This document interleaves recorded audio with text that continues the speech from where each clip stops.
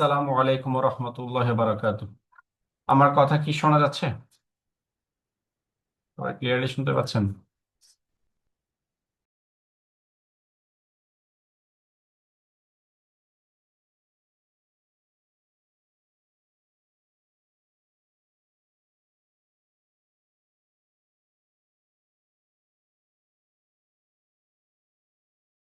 আমার কথা কি সবাই শুনতে পাচ্ছেন? ওয়ালাইকুম আসসালাম, জি উস্তাদ। ওকে।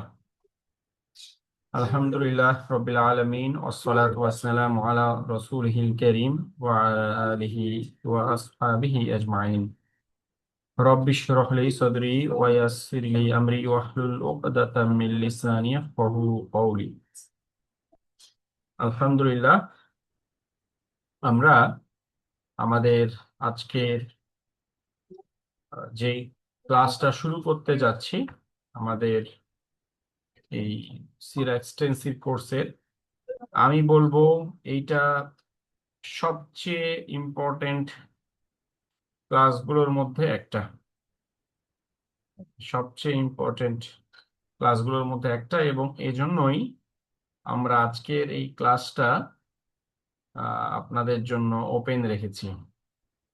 ঠিক আছে, ওপেন রেখেছি বলতে ওপেন ঠিক না, মানে জুমের অ্যাক্সেস তো আপনাদেরই, বাকি আজকের এই ক্লাসটা আমরা লাইভ করছি, হ্যাঁ, আমাদের পেজ থেকে। বিকজ এই আলোচনাগুলো আমাদের অনেকে হয়তো আমরা বিভিন্ন সময় শুনেছি, বাট কিছু ডিফারেন্ট পার্সপেক্টিভ নিয়ে আজকে কথা বলবো। ঠিক আছে, কিছু ডিফারেন্ট ইনফরমেশন নিয়ে আজকে কথা বলবো।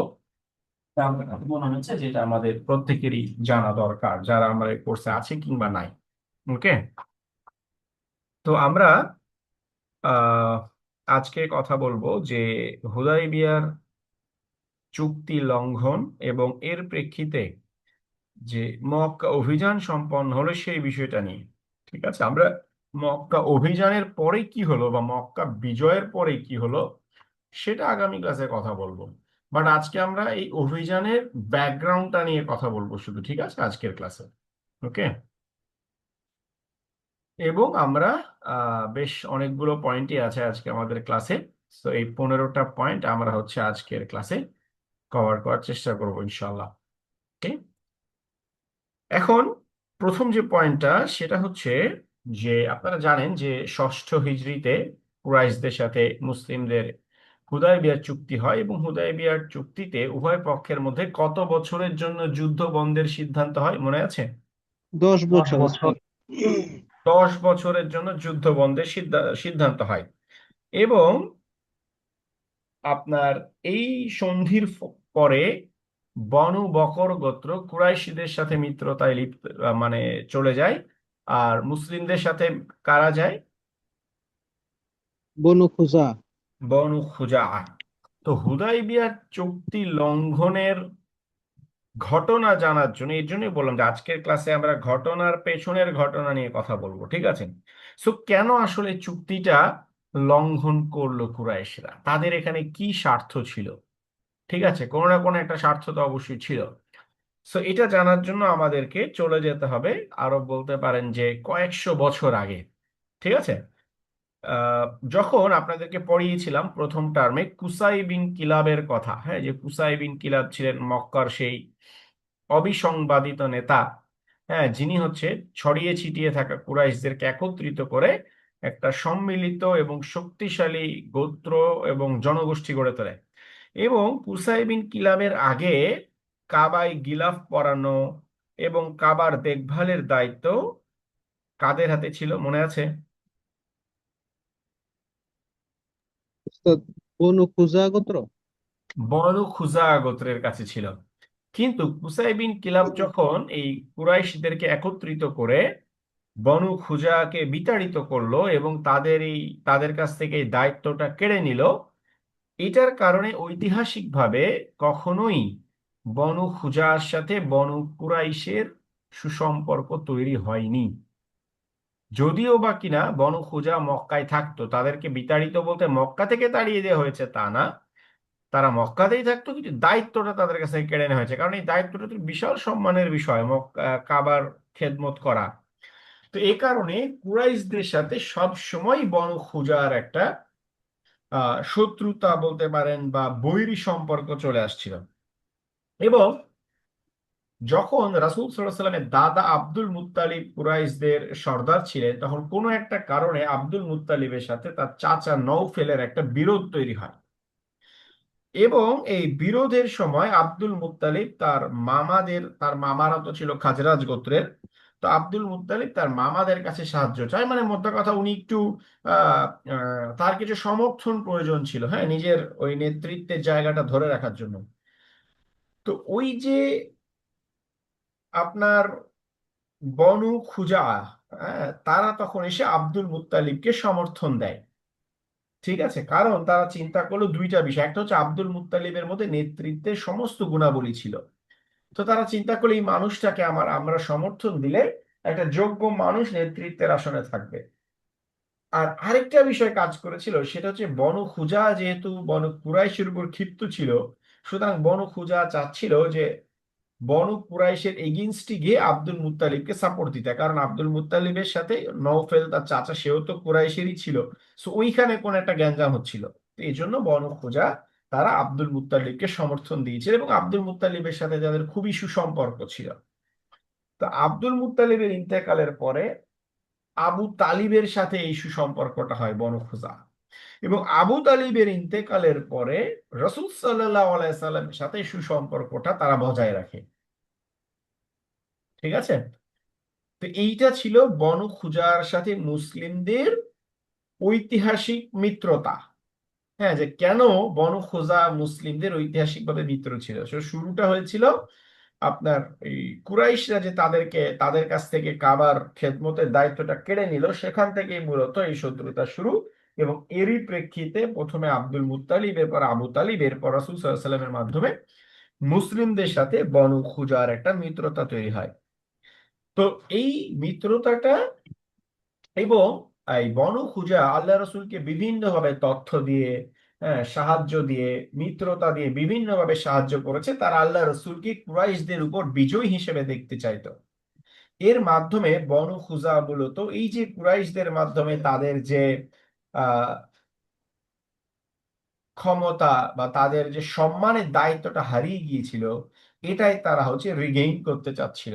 যে আল্লাহ রসুল বিজিত হলে কুরাইশদের উপরে, তাহলে তো কুরাইশরা পরাজিত হবে, আমাদের ওইটার একটা প্রতিশোধ নেওয়া যাবে। হ্যাঁ, এইটা ছিল মুসলিমদের সাথে বনু খুজার মিত্রতার মূল কারণ। আচ্ছা, এবার চলে আসি আমরা জাহেলি যুগে বনু খুজা এবং বনু বকর, মানে যে দুইটা গোত্র আমরা বললাম যে হুদায়বিয়ার তো যেটা বলতেছিলাম যে হুদায়বিয়ার সন্ধির ফলে এই মিত্রতাটা অফিসিয়াল রূপ নিল। হ্যাঁ, বনু খুজা অফিসিয়ালি মুসলিমদের সাথে যোগ দিল, আর বনু বকর অফিসিয়ালি কুরাইশদের সাথে যোগ দিল। ঠিক আছে, আপনাদের বুঝতে প্রবলেম হলে কিন্তু বলবেন, বিকজ আজকে একটু ইনফরমেশন এরিয়া থাকবে। এতটুকু ক্লিয়ার কিনা যে কিভাবে বনু খুজা মুসলিমদের মিত্র হলো, এবং কিভাবে এই ঐতিহাসিক মিত্রতাটা আসলো? এটা তো ক্লিয়ার নাকি?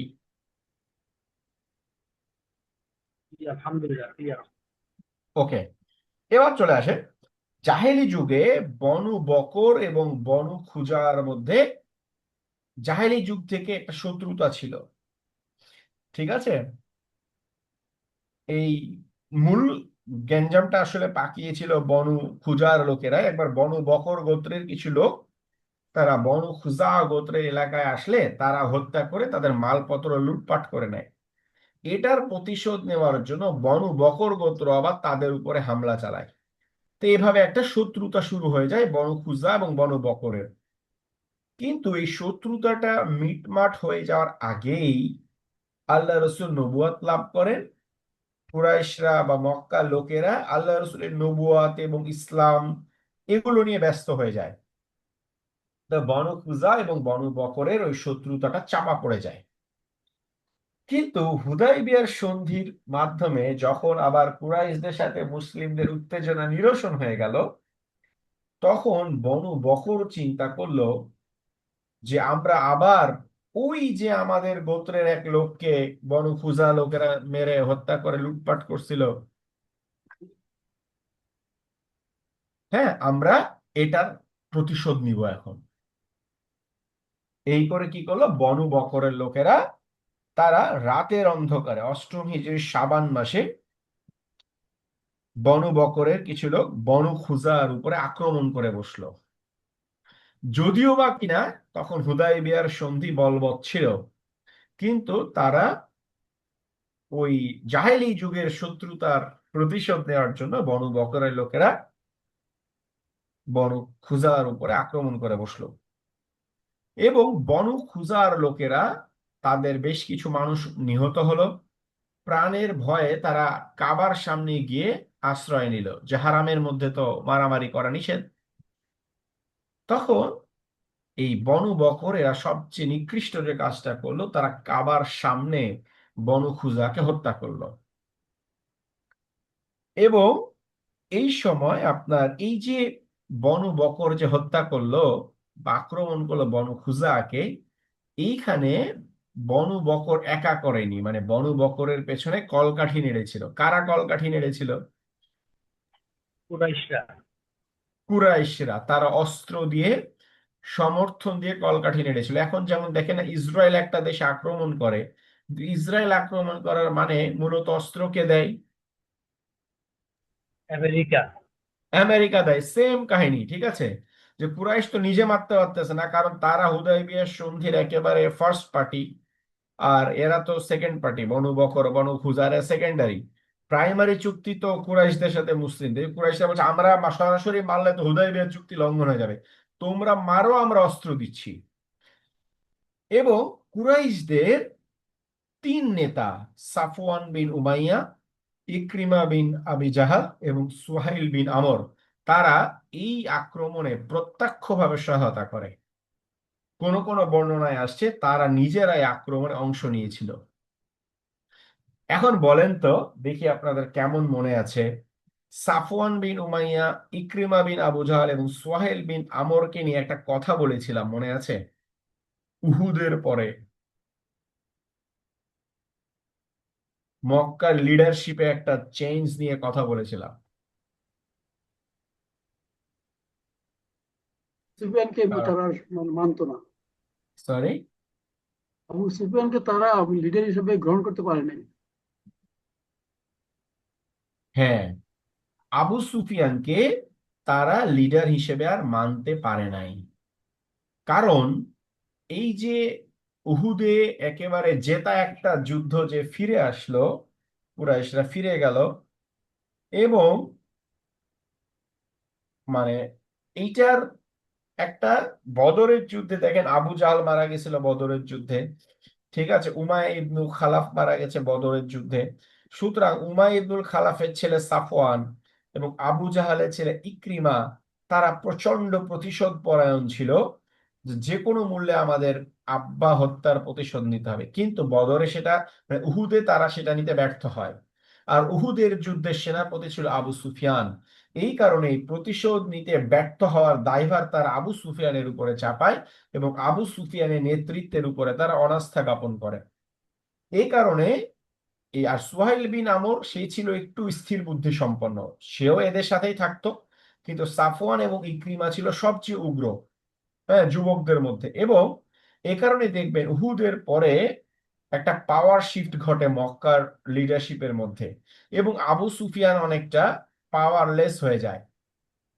দেখেন, উহুদের পর থেকে বড় যুদ্ধ খন্দক, এখানে কিন্তু আপনি আবু সুফিয়ানের কোনো বড় ভূমিকা পাবেন না, ঠিক আছে? এই খন্দক যুদ্ধে মূল কলকাঠি নেড়েছিল বনু গাতফানকে ম্যানেজ করা, হ্যাঁ, এবং মূল কলকাঠি নেড়েছিল সাফওয়ান, ইকরিমা এবং সুহাইল, ঠিক আছে? সুতরাং আবু সুফিয়ান নিষ্ক্রিয় হয়ে যায় উহুদের পরে। হ্যাঁ, যাই হোক, তো এ কারণে, এবং এরা যে স্যার আগে চলে গেছে। সুফিয়ানকে আরেকটা কারণে দেখতে পারতো না, দুইটা কারণ। একটা বললাম যে আবু সুফিয়ান ছিল উহুদে তার ব্যর্থতা। আর দ্বিতীয় কারণটা ছিল আবু সুফিয়ান ছিল খুবই, মানে একেবারে রক্তের মধ্যে পলিটিক্স ছিল। সে খুবই মানে ধীর স্থির, বুদ্ধি সম্পন্ন, প্রজ্ঞাবান, ধৈর্যশীল একজন পলিটিশিয়ান ছিল। কিন্তু এই ইকরিমা কিংবা সাফওয়ানের মতো উগ্র যুবকেরা, তারা ওই ধীর স্থির ভাবে চিন্তা করতে চাইতো না, তারা মারামার কাটকাট এরকম। এই কারণে তারা আবু সুফিয়ানকে পছন্দ করতো না। যাই হোক, তো আবু সুফিয়ানকে না জানিয়ে এবং কুরাইশদের সিনিয়র লিডার যারা ছিলেন, আমরা একটু পরে আসব, এদেরকে না জানিয়ে এই সাফওয়ান, ইকরিমা এবং সুহাইল তারা রাতের অন্ধকারে বনু বকরের সাথে এই যুদ্ধে লিপ্ত হয়, মানে বনু খুজার এগেইনস্টে। ঠিক আছে, এবং এইটা ছিল এই যুদ্ধের, এই হুদাইবিয়া চুক্তির সরাসরি লঙ্ঘন, সরাসরি লঙ্ঘন। আচ্ছা, এখন আমার একটা প্রশ্ন আবার আপনাদের কাছে। আচ্ছা, যাই হোক, এটা তো আমি অলরেডি বলে ফেলেছি। এখন দেখেন, আমি তো বললাম যে কেন কুরাইশের এই যে তরুণ নেতৃত্ব যারা ছিল তারা বনু বকরকে সহায়তা করলো কেন। এর একটা তো বললাম যে আবু সুফিয়ানের প্রতি তাদের অনাস্থা, এবং তারা চাচ্ছিল ওই যে তাদের পিতৃহত্যার প্রতিশোধ, একটা আগুন তাদের বুকের মধ্যে জ্বলছিল। কিন্তু এটাই একমাত্র কারণ ছিল না, এর পেছনে আরো তিনটা গুরুত্বপূর্ণ কারণ ছিল যে কেন এই ইকরিমা, সুহাইল এবং আহ আপনার কি বলে, আহ এর নামটা কি জানো, এই যে আগের সেটে সাফওয়ান, এরা কেন বনু বকরকে সহায়তা করলো। প্রথম রিজনটা ছিল যে মুতার যুদ্ধের পরে, আচ্ছা বলেন তো, মুতার যুদ্ধ তো পড়িয়েছি আপনাদেরকে, মুতার যুদ্ধের রেজাল্টটা কি ছিল, ফলাফল কি ছিল যুদ্ধের? তো মুসলমানরা জিততে পারে নাই, কিন্তু তারা মানে ঠিকভাবে ফিরে আসতেছিল। হ্যাঁ, মুসলিমরা নিরাপদে ফিরে গিয়েছিল। তো এই মুতার যুদ্ধের ফলাফল যখন এই ইকরিমা সুহাইল এদের কানে পৌঁছালো, তারা চিন্তা করলো মুসলিমরা দুর্বল হয়ে গেছে, যুদ্ধক্ষেত্র থেকে যেহেতু পিছু হটেছে, তার মানে মুসলিমরা দুর্বল হয়ে গেছে। এবং সুতরাং হুদাইবিয়া সন্ধি থেকে বের হয়ে আসার একটা পাঁয়তারা তারা কষতে শুরু করে। হুদাইবিয়া সন্ধি কিভাবে ভঙ্গ করা যায় এর একটা চক্রান্ত তারা কিন্তু তখন থেকেই করতে শুরু করে। এর পাশাপাশি দেখেন, এই কোশ্চেনটা আপনাদের মাথায় এসেছে কিনা যে কুরাইশরা হুদাইবিয়া সন্ধির ফলে তো বাণিজ্য পথ উন্মুক্ত হয়ে গেল। এতদিন যে মুসলিমরা কুরাইশদের বাণিজ্য কাফেলাকে বাধা দিত, বাণিজ্য কাফেলাকে আটকাতো,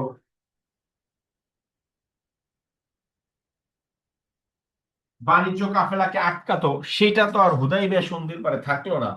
তাহলে কেন কুরাইশরা তাদের হারানো যে বাণিজ্য শক্তি বা হারানো অর্থনীতি সেটা আর পুনরুদ্ধার করতে পারলো না? এই প্রশ্নটা কি আসছে আপনাদের মাথায়? কেন পারলো না?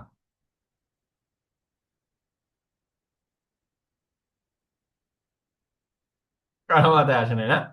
এটা না আসাই স্বাভাবিক। কারণ এই যে এই বিভিন্ন যুদ্ধগুলো এবং এই ছোট ছোট বিভিন্ন সারিয়াগুলোতে কুরাইশদের যারা বাণিজ্য বুঝতো, যারা ঝানু ব্যবসায়ী ছিল, এরকম অনেক ঝানু ব্যবসায়ীরা মারা যায়। এবং এই দীর্ঘদিনের, প্রায় প্রথম হিজরি থেকে নিয়ে ষষ্ঠ হিজরি পর্যন্ত এই 6 বছরের বাণিজ্যিক অবরোধ, অর্থনৈতিক মন্দা, এই যে ধাক্কাটা, এটা আর তারা কাটিয়ে উঠতে পারেনি। ঠিক আছে, কাটিয়ে হুদায়বিয়ার পরে যদিও বাণিজ্য কাফেলার পথ উন্মুক্ত হয়ে গেল চুক্তির মাধ্যমে, আক্রমণ থেকে আল্লাহ রসুল সরে আসলেন, কিন্তু কুরাইশরা তাদের হারানো অর্থনীতি আর কখনোই পুনরুদ্ধার করতে পারেনি। তো মুতার যুদ্ধে যখন মুসলিমরা পিছু হটলো, তখন ইকরিমা সুহাইলেরা চিন্তা করলো যে এইবার চূড়ান্তভাবে মুসলিমদের সাথে এই চুক্তি থেকে বের হয়ে এসে আমাদের এই অর্থনীতি এবং আমাদের প্রভাব প্রতিপত্তি এগুলোকে যদি কিছুটা পুনরুদ্ধার করা যায়। ঠিক আছে, একটা দ্বিতীয় কারণটা হচ্ছে এই হুদাইবিয়া সন্ধির পরের ফলে ইসলাম এত বেশি ছড়িয়ে পড়ছিল যে এটা কুরাইশদের এই উগ্রবাদী তরুণ নেতারা মেনে নিতে পারছিল না। এর একটা প্রমাণ, ইসলাম কতটা বিস্তার লাভ করেছিল তার একটা প্রমাণ হচ্ছে, আল্লাহ রসুল যখন মক্কা অভিযানে যাচ্ছেন, আমরা পড়বো একটু পরে, তখন এই সম্মিলিত বাহিনীতে বনু সুলাইম গোত্র 1000 সৈন্য নিয়ে চলে আসছিল। আর এই বনু সুলাইম কারা বলেন তো দেখি, কত মনে আছে আপনাদের, কেমন মনে আছে? বনু সুলাইম গোত্র আল্লাহ রসুলের সাথে 1000 সৈন্য নিয়ে যোগ দেয়। বনু সুলাইম কারা? গাতফান গোত্রের হ্যাঁ, লোক, বেদুইন গোত্রের লোকেরা। বনু সুলাইম কি করেছিল? কেন তাদের এই বাহিনীতে যোগ দেওয়াটা এত সিগনিফিক্যান্ট? বীরে মাউনার ঘটনায় বলেছিলাম না, বিশ্বাসঘাতকতা করেছিল, 70 জন সাহাবীকে শহীদ করা হয়, মনে আছে বীরে মাউনা? সেই জি বীরে ওস্তাদ। মাউনার ঘটনা ঘটিয়েছিল বনু সুলাইম। আর এই বনু সুলাইমই কিনা মক্কা বিজয়ের সময় আল্লাহ মাত্র 4 বছরের মাথায় মুসলিমদের বাহিনীতে যোগ দিল। বুঝতে পারছেন? তার মানে ইসলামটা কত স্প্রেড করেছিল যে বনু সুলাইমের মতো বিশ্বাসঘাতক গোত্র পর্যন্ত মুসলিমদের সাথে যোগ দিয়েছিল মিত্রতায়। হ্যাঁ, এবং এটা আরেকটা জিনিসও প্রমাণ করে যে কুরাইশরা কতটা কোণঠাসা হয়ে গেছিল, কুরাইশরা কতটা একা হয়ে গেছিল, কতটা কর্নার্ড হয়ে গেছিল হুদায়বিয়া সন্ধির মাধ্যমে। শুধু বনু সুলাইম না, অবাক করা বিষয় হচ্ছে যে বনু বকর এই চুক্তি লঙ্ঘন করে বনু খুজাকে মারলো, হুদায়বিয়া চুক্তি লঙ্ঘন করলো, এই বনু বকরের 200 যোদ্ধা তারা আল্লাহ রসুলকে যে বললো আমরা আমাদের গোত্রের সাথে একমত না, আমরা আক্রমণের পক্ষে ছিলাম না, আমরা সম্মিলিত বাহিনীতে আপনাদের সাথে থাকবো, আমরা ওই কুরাইশদের সাথে যুদ্ধ করবো। স্বয়ং বনু বকরেরই 200 যোদ্ধা আল্লাহ রসুলের কাছে যে বললো আমরা এটার সাথে জড়িত ছিলাম না, সো আমরা আপনার সাথে আছি। বুঝতে পারছেন? তার মানে দেখেন হুদায়বিয়া সন্ধির মাধ্যমে কুরাইশরা কতটা কোণঠাসা হয়ে পড়েছিল, একেবারে কর্নার হয়ে গেছিল, তাদের একেবারে কোর মিত্র যারা ছিল তারাও তাদেরকে ছেড়ে দিছিল। বনু আশজা গোত্র, আমরা আসবো একটু পরে, এরাও খন্দকের যুদ্ধে সম্মিলিত বাহিনীতে অংশ নিয়েছিল মুসলিমদের বিরুদ্ধে। এই বনু আশজা গোত্র পর্যন্ত মুসলিমদের মিত্র হয়ে গেল এবং সম্মিলিত বাহিনীতে মক্কা অভিযানে অংশ নিল। হ্যাঁ, সুতরাং এই যে হুদায়বিয়া সন্ধির পরে ব্যাপকভাবে কুরাইশরা যে খালি তাদের প্রভাব প্রতিপত্তি হারিয়েছে, তারা তাদের সাথে যারা সন্ধি চুক্তিতে আবদ্ধ ছিল, এরা সন্ধি চুক্তি ছিন্ন করে মুসলিমদের সাথে নতুন ভাবে চুক্তি করে, কারণ ওরা বুঝতে পেরেছে যে ওরা তো ফিউচার দেখবে কি করলে তাদের উন্নতি, তাদের ব্যবসা বাণিজ্য জীবিকা, তারা দেখলো কুরাইশদের সাথে চুক্তি করে আমাদের লাভ কি, আমাদের এখন তো চুক্তি মুসলিমদের সাথে করতে হবে। এভাবে কুরাইশরা কর্নার্ড হয়ে যাচ্ছিল। আর এই জিনিসটা এই ইকরিমা, সাফওয়ান, এদের আসলে এরা কিছুতেই মানতে পারতেছিল না। তো ওরা চিন্তা করলো যে কোনো মুহূর্তে মূল্যে আমাদেরকে এই চুক্তিটা ভেঙে, আমাদেরকে হুদায়বিয়া চুক্তিটা ভেঙে হারানো অর্থনীতি পুনরুদ্ধার করতে হবে, আমাদের হারানো যে প্রভাব প্রতিপত্তি ছিল এবং সেটা পুনরুদ্ধার করতে হবে, এবং ইসলামের এই যে ক্রমবর্ধমান যে অবস্থা দাওয়াত, এটাকে আমাদের বন্ধ করতে হবে। এটা ছিল সেকেন্ড রিজন। থার্ড রিজনটা ছিল এই তরুণ নেতৃত্ব, এরা একটু বাজিয়ে দেখার চেষ্টা করলো। কি চেষ্টা করলো? যে আচ্ছা দেখি তো, যদি বনু বকর এটা লঙ্ঘন করে বা হুদায়বিয়ার সন্ধি যদি লঙ্ঘন করা হয়, মুসলিমরা কিভাবে রিয়্যাক্ট করে। যদি তারা জানতো যে আল্লাহ রসুল এই হুদায়বিয়া চুক্তি লঙ্ঘন করার স্টেপ হিসেবে মক্কা আক্রমণ করবেন না, মক্কা অভিযান পরিচালনা করবেন, তারা কখনো এটা করতো না, এরা কখনোই এটা করতো না। কারণ কেন? বলতে পারেন কবির ভাইয়ের প্রমাণ কি?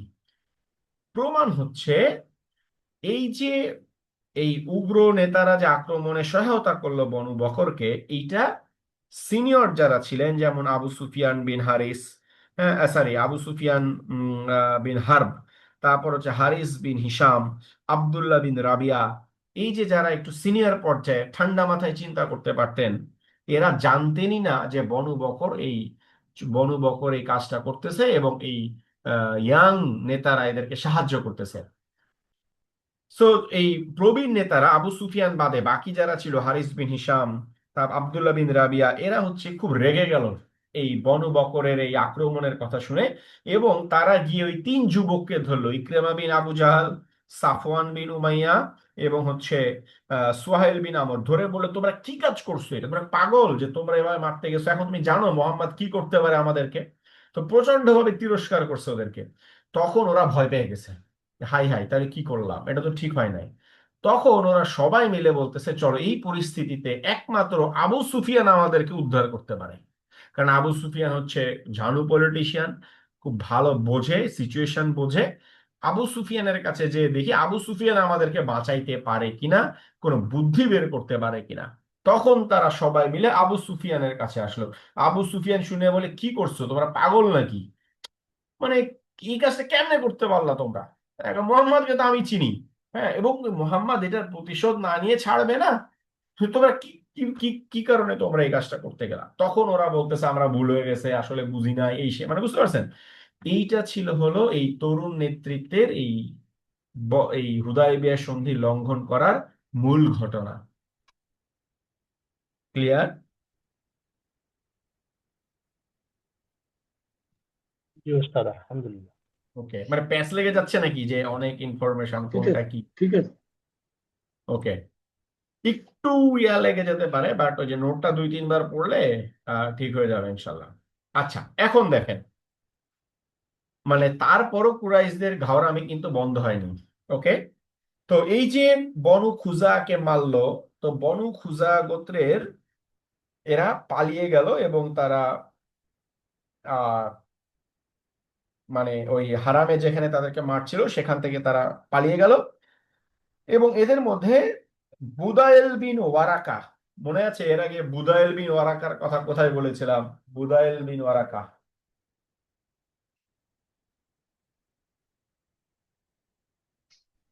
হুদায়বিয়ার সন্ধি, ঠিক। এক্স্যাক্টলি হুদায়বিয়া সন্ধিতে সে কুরাইশদের পক্ষ থেকে আসছিল সিচুয়েশন রিড করার জন্য, এবং যাওয়ার পরে বলল যে মুসলিমদের পক্ষে পজিটিভ রিপোর্ট করেছিল। তো বুদায়েল বিন ওয়ারাকা এই ছিল খুজা গোত্রের। তো সে এই ঘটনা জানার পর মদিনায় চলে গেল আল্লাহ রসুলকে খবর দিতে যে বনু খুজার উপর আক্রমণ হয়েছে এবং হুদায়বিয়ার চুক্তি লঙ্ঘন হয়েছে। আচ্ছা, চলে গেল। তো বুদাইল বিন ওয়ারাকা যখন, দেখেন বুদাইল বিন ওয়ারাকা কিন্তু চলে গেছে অলরেডি। এদিকে বুদাইল বিন ওয়ারাকা চলে যাওয়ার পরে আমর বিন সালিম খুজাই, সে আরেকজন ব্যক্তি, সে জানে না যে বুদাইল বিন ওয়ারাকা গেছে। আমর বিন সালিম খুজাই সে তার 40 জন সাথী নিয়ে সেও মদিনার পথে রওনা দিয়েছে। তো ভালো কথা, দুজনেই গেছে মদিনায় এবং দুজনেই গিয়ে আল্লাহ রসুলকে জানিয়েছে যে বনু বকর আমাদের এই চুক্তি লঙ্ঘন করে আক্রমণ করেছে, আমাদের মানুষদেরকে হত্যা করেছে এবং কুরাইশরা এখানে সহযোগিতা করেছে। তো আমর বিন সালিম খুজাই সে মদিনায় পৌঁছে খুব হৃদয়গ্রাহী একটা কবিতার ভাষায় আল্লাহ রসুলকে একটা কমপ্লেইনটা করে। এবং এটা কমপ্লেইনের শুরুতে দেখবেন বলছে, হে আল্লাহ, আমি মুহাম্মদ সাল্লাল্লাহু আলাইহি সাল্লামের কাছে তার চুক্তি এবং তার পিতার প্রাচীন অঙ্গীকারের দোহাই দিচ্ছি, এই বলে তার কবিতাটা শুরু করে। তার মানে উনি যে পিতা বলতে এখানে আব্দুল মুত্তালিব বা আবু তালিবকে বুঝিয়েছে, যে আল্লাহ রসুলের পূর্বপুরুষের সাথেও তো বনু খুজার একটা চুক্তি ছিল।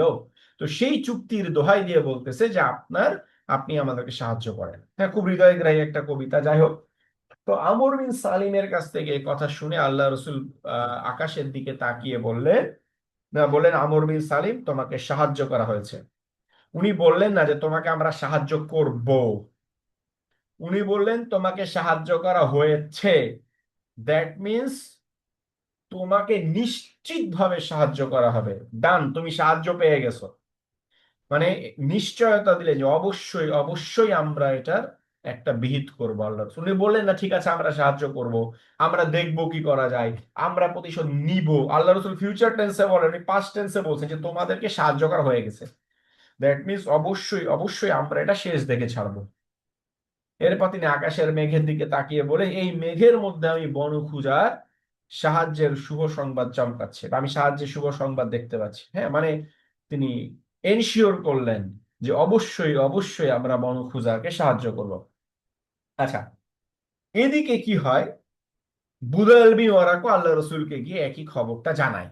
ঠিক আছে, এখন এই যে উগ্র 3 নেতা এবং আদার সিনিয়র নেতার আবু সুফিয়ানের কাছে আসলো, আবু সুফিয়ানকে সে বললো, আবু সুফিয়ান তুমি দ্রুত মানে কিছু একটা করো। তা আবু সুফিয়ানকে শেষ পর্যন্ত সিদ্ধান্ত হলো যে আবু সুফিয়ান মদিনায় যাবে এবং আল্লাহ রসুলের কাছে গিয়ে ক্ষমা প্রার্থনা করবে এবং হুদায়বিয়ার চুক্তি নতুন ভাবে নবায়নের প্রস্তাব দিবে। আচ্ছা, এটা গেল একটা বর্ণনা। এবং এই সিদ্ধান্তের পরে আবু সুফিয়ান মদিনায় রওনা দিল। আরেকটা বর্ণনা এখানে পাওয়া যায় ওয়াকিদি থেকে, যদিও বর্ণনাটা খুব একটা ফেমাস বর্ণনা না, আমি যেটা বললাম এটাই সবচেয়ে প্রমিনেন্ট বর্ণনা। আরেকটা বর্ণনা হচ্ছে যে আল্লাহ রসুল যখন জানলেন কুরাইশদের এই চুক্তি ভঙ্গের কথা, তিনি তিনটা প্রস্তাব দিলেন।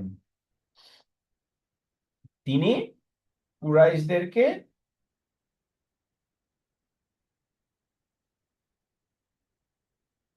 তিনটা প্রস্তাব দিলেন। ঠিক আছে, একটু দাঁড়ান তো। তিনি কুরাইশদেরকে তিনটা প্রস্তাব দিলেন। একটা প্রস্তাব কি ছিল? আচ্ছা, 1 মিনিট, একটু আমি ব্রেক নিচ্ছি ভাই, 1 মিনিট।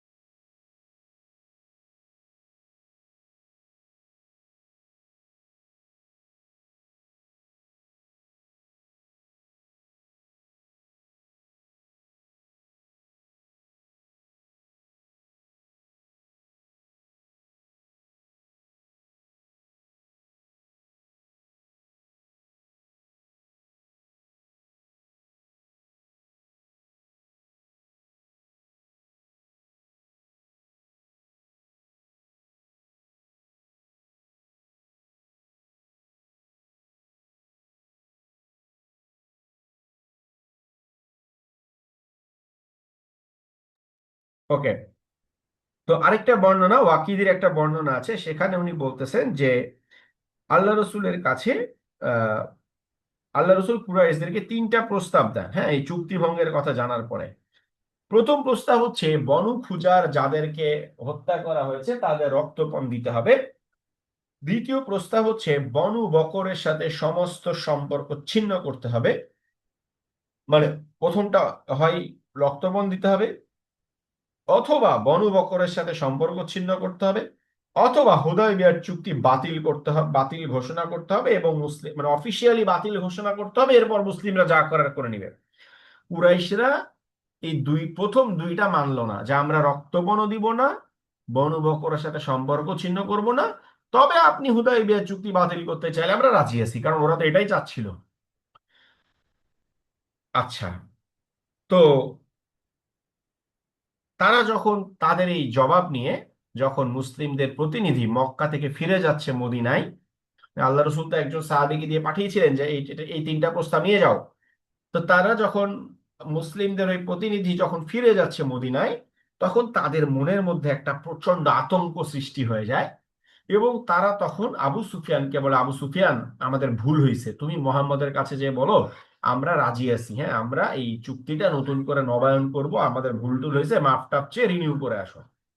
তাহলে দুইটা বর্ণনা পেলাম। একটা বর্ণনা বলছে আল্লাহ রসুল প্রতিনিধি পাঠিয়েছিলেন, কুরাইশরা সেই প্রতিনিধির সামনে শর্তগুলো প্রত্যাখ্যান করে, প্রতিনিধি ফিরে আসার সময় তাদের মনে ভয় ঢুকে যায় এবং তারা আবু সুফিয়ানকে পাঠানোর সিদ্ধান্ত নেয়। আর প্রমিনেন্ট বর্ণনা হচ্ছে এই প্রতিনিধি আসলে যায় নাই, শুরুতেই তারা ভয়টা, আবু সুফিয়ানের কাছে যখন এই তিন উগ্র নেতা গেল, আবু সুফিয়ান বলল যে তাহলে এখন মোহাম্মদের কাছে ক্ষমা প্রার্থনা করা ছাড়া দ্বিতীয় কিছু করার নাই। যাই হোক, তো মোদ্দা কথা এটাই যে আবু সুফিয়ান মদিনায় গেল। ঠিক আছে, এটা হলো মোদ্দা কথা। তো আবু সুফিয়ান মদিনায় যাওয়ার পথে দেখে যে বুদাইল বিন ওয়ারাকা মদিনা থেকে ফিরে আসছে। তো আবু সুফিয়ান দেখে খুব ঘাবড়ে গেছে, হ্যাঁ, যে কিরে বুদাইল বিন ওয়ারাকা গেছে, তার মানে তো মানে তখনও কিন্তু আবু সুফিয়ান কনফিউজড যে মুহাম্মদ হয়তো কুরাইশের জড়িত থাকার খবরটা জানে না। বলেন তো কেন কনফিউজড? তখনও আবু সুফিয়ান কেন কনফিউজড?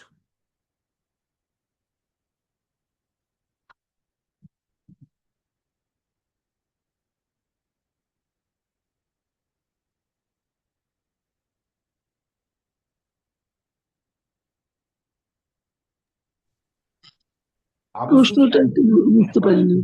জি, বলছি এই যে আবু সুফিয়ান যখন যাচ্ছে মদিনায়, তো বুদাইল বিন ওয়ারাকাকে দেখে ঘাবড়ে গেছেন যে কিরে, বুদাইল বলছে, বুদাইল বিন তুমি কোত্থেকে আসছো, মদিনা থেকে আসছো? বলছে না, আমি মদিনা থেকে আসিনি। পরে বুদাইল বিন ওয়ারাকার যে পথ দিয়ে উট যাচ্ছিল, ওই উটের বিষ্ঠার মধ্যে খেজুরের বিচি পরীক্ষা করে দেখে এটা মদিনার খেজুর। তার মানে ও বুদাইল বিন ওরাকা মদিনা থেকে আসে। তখন সে প্রচন্ড ভয় পেয়ে যায় যে তাহলে হয়তো মোহাম্মদকে জানিয়ে দেওয়া হয়েছে যে আমরা এই ঘটনা ঘটছে এখানে। এখন মনে হতে পারে এটা তো আল্লাহ রসুলের জানারই কথা ছিল, এত বড় একটা চুক্তি লঙ্ঘন হবে তো জানবে না। তাহলে আবু সুফিয়ান কেন কনফিউজ ছিল তখন যে মোহাম্মদ কি জানে কি জানে না, হয়তো বা জানে না। হ্যাঁ, এই কনফিউশনের কারণ হচ্ছে কুরাইশরা তো সরাসরি আক্রমণ করেনি। আবু সুফিয়ান ভাবছে বনু বকরের উপর দিয়ে চালাই দিবে। যদি গিয়ে আগে দেখবে সিচুয়েশন কি, যদি দেখে যে আল্লাহ রসুল জানে, রেগে গেছে, হ্যাঁ, প্রস্তুতি হচ্ছে যুদ্ধের, সিচুয়েশন খারাপ, তাহলে বনু বকরের উপর দিয়ে চালাই দিবে, ক্ষমা প্রাণ আমরা ছিলাম না, বনু বকর করছে, মাফ করে দেন এটা। আর যদি দেখে যে আল্লাহ রসুল জানে না, যদি দেখে আল্লাহ রসুল জানে না, তাহলে সে কি করবে? সে একটা নতুন পরিকল্পনা করলো যে আল্লাহ রসুলের কাছে গিয়ে বলবে যে দেখেন, যখন হুদাইবিয়া চুক্তি করেছিলেন তো এটা তো সুহাইল বিন আমরের সাথে করেছিলেন, আমি তো ওইখানে ছিলাম না, আমি জানতামই না যে কি কোন দফাগুলোর উপরে আপনারা চুক্তি করতেছেন। তো আমারও তো কিছু বলার আছে। তো ওই বলার জন্যই আমি আজকে আসলাম।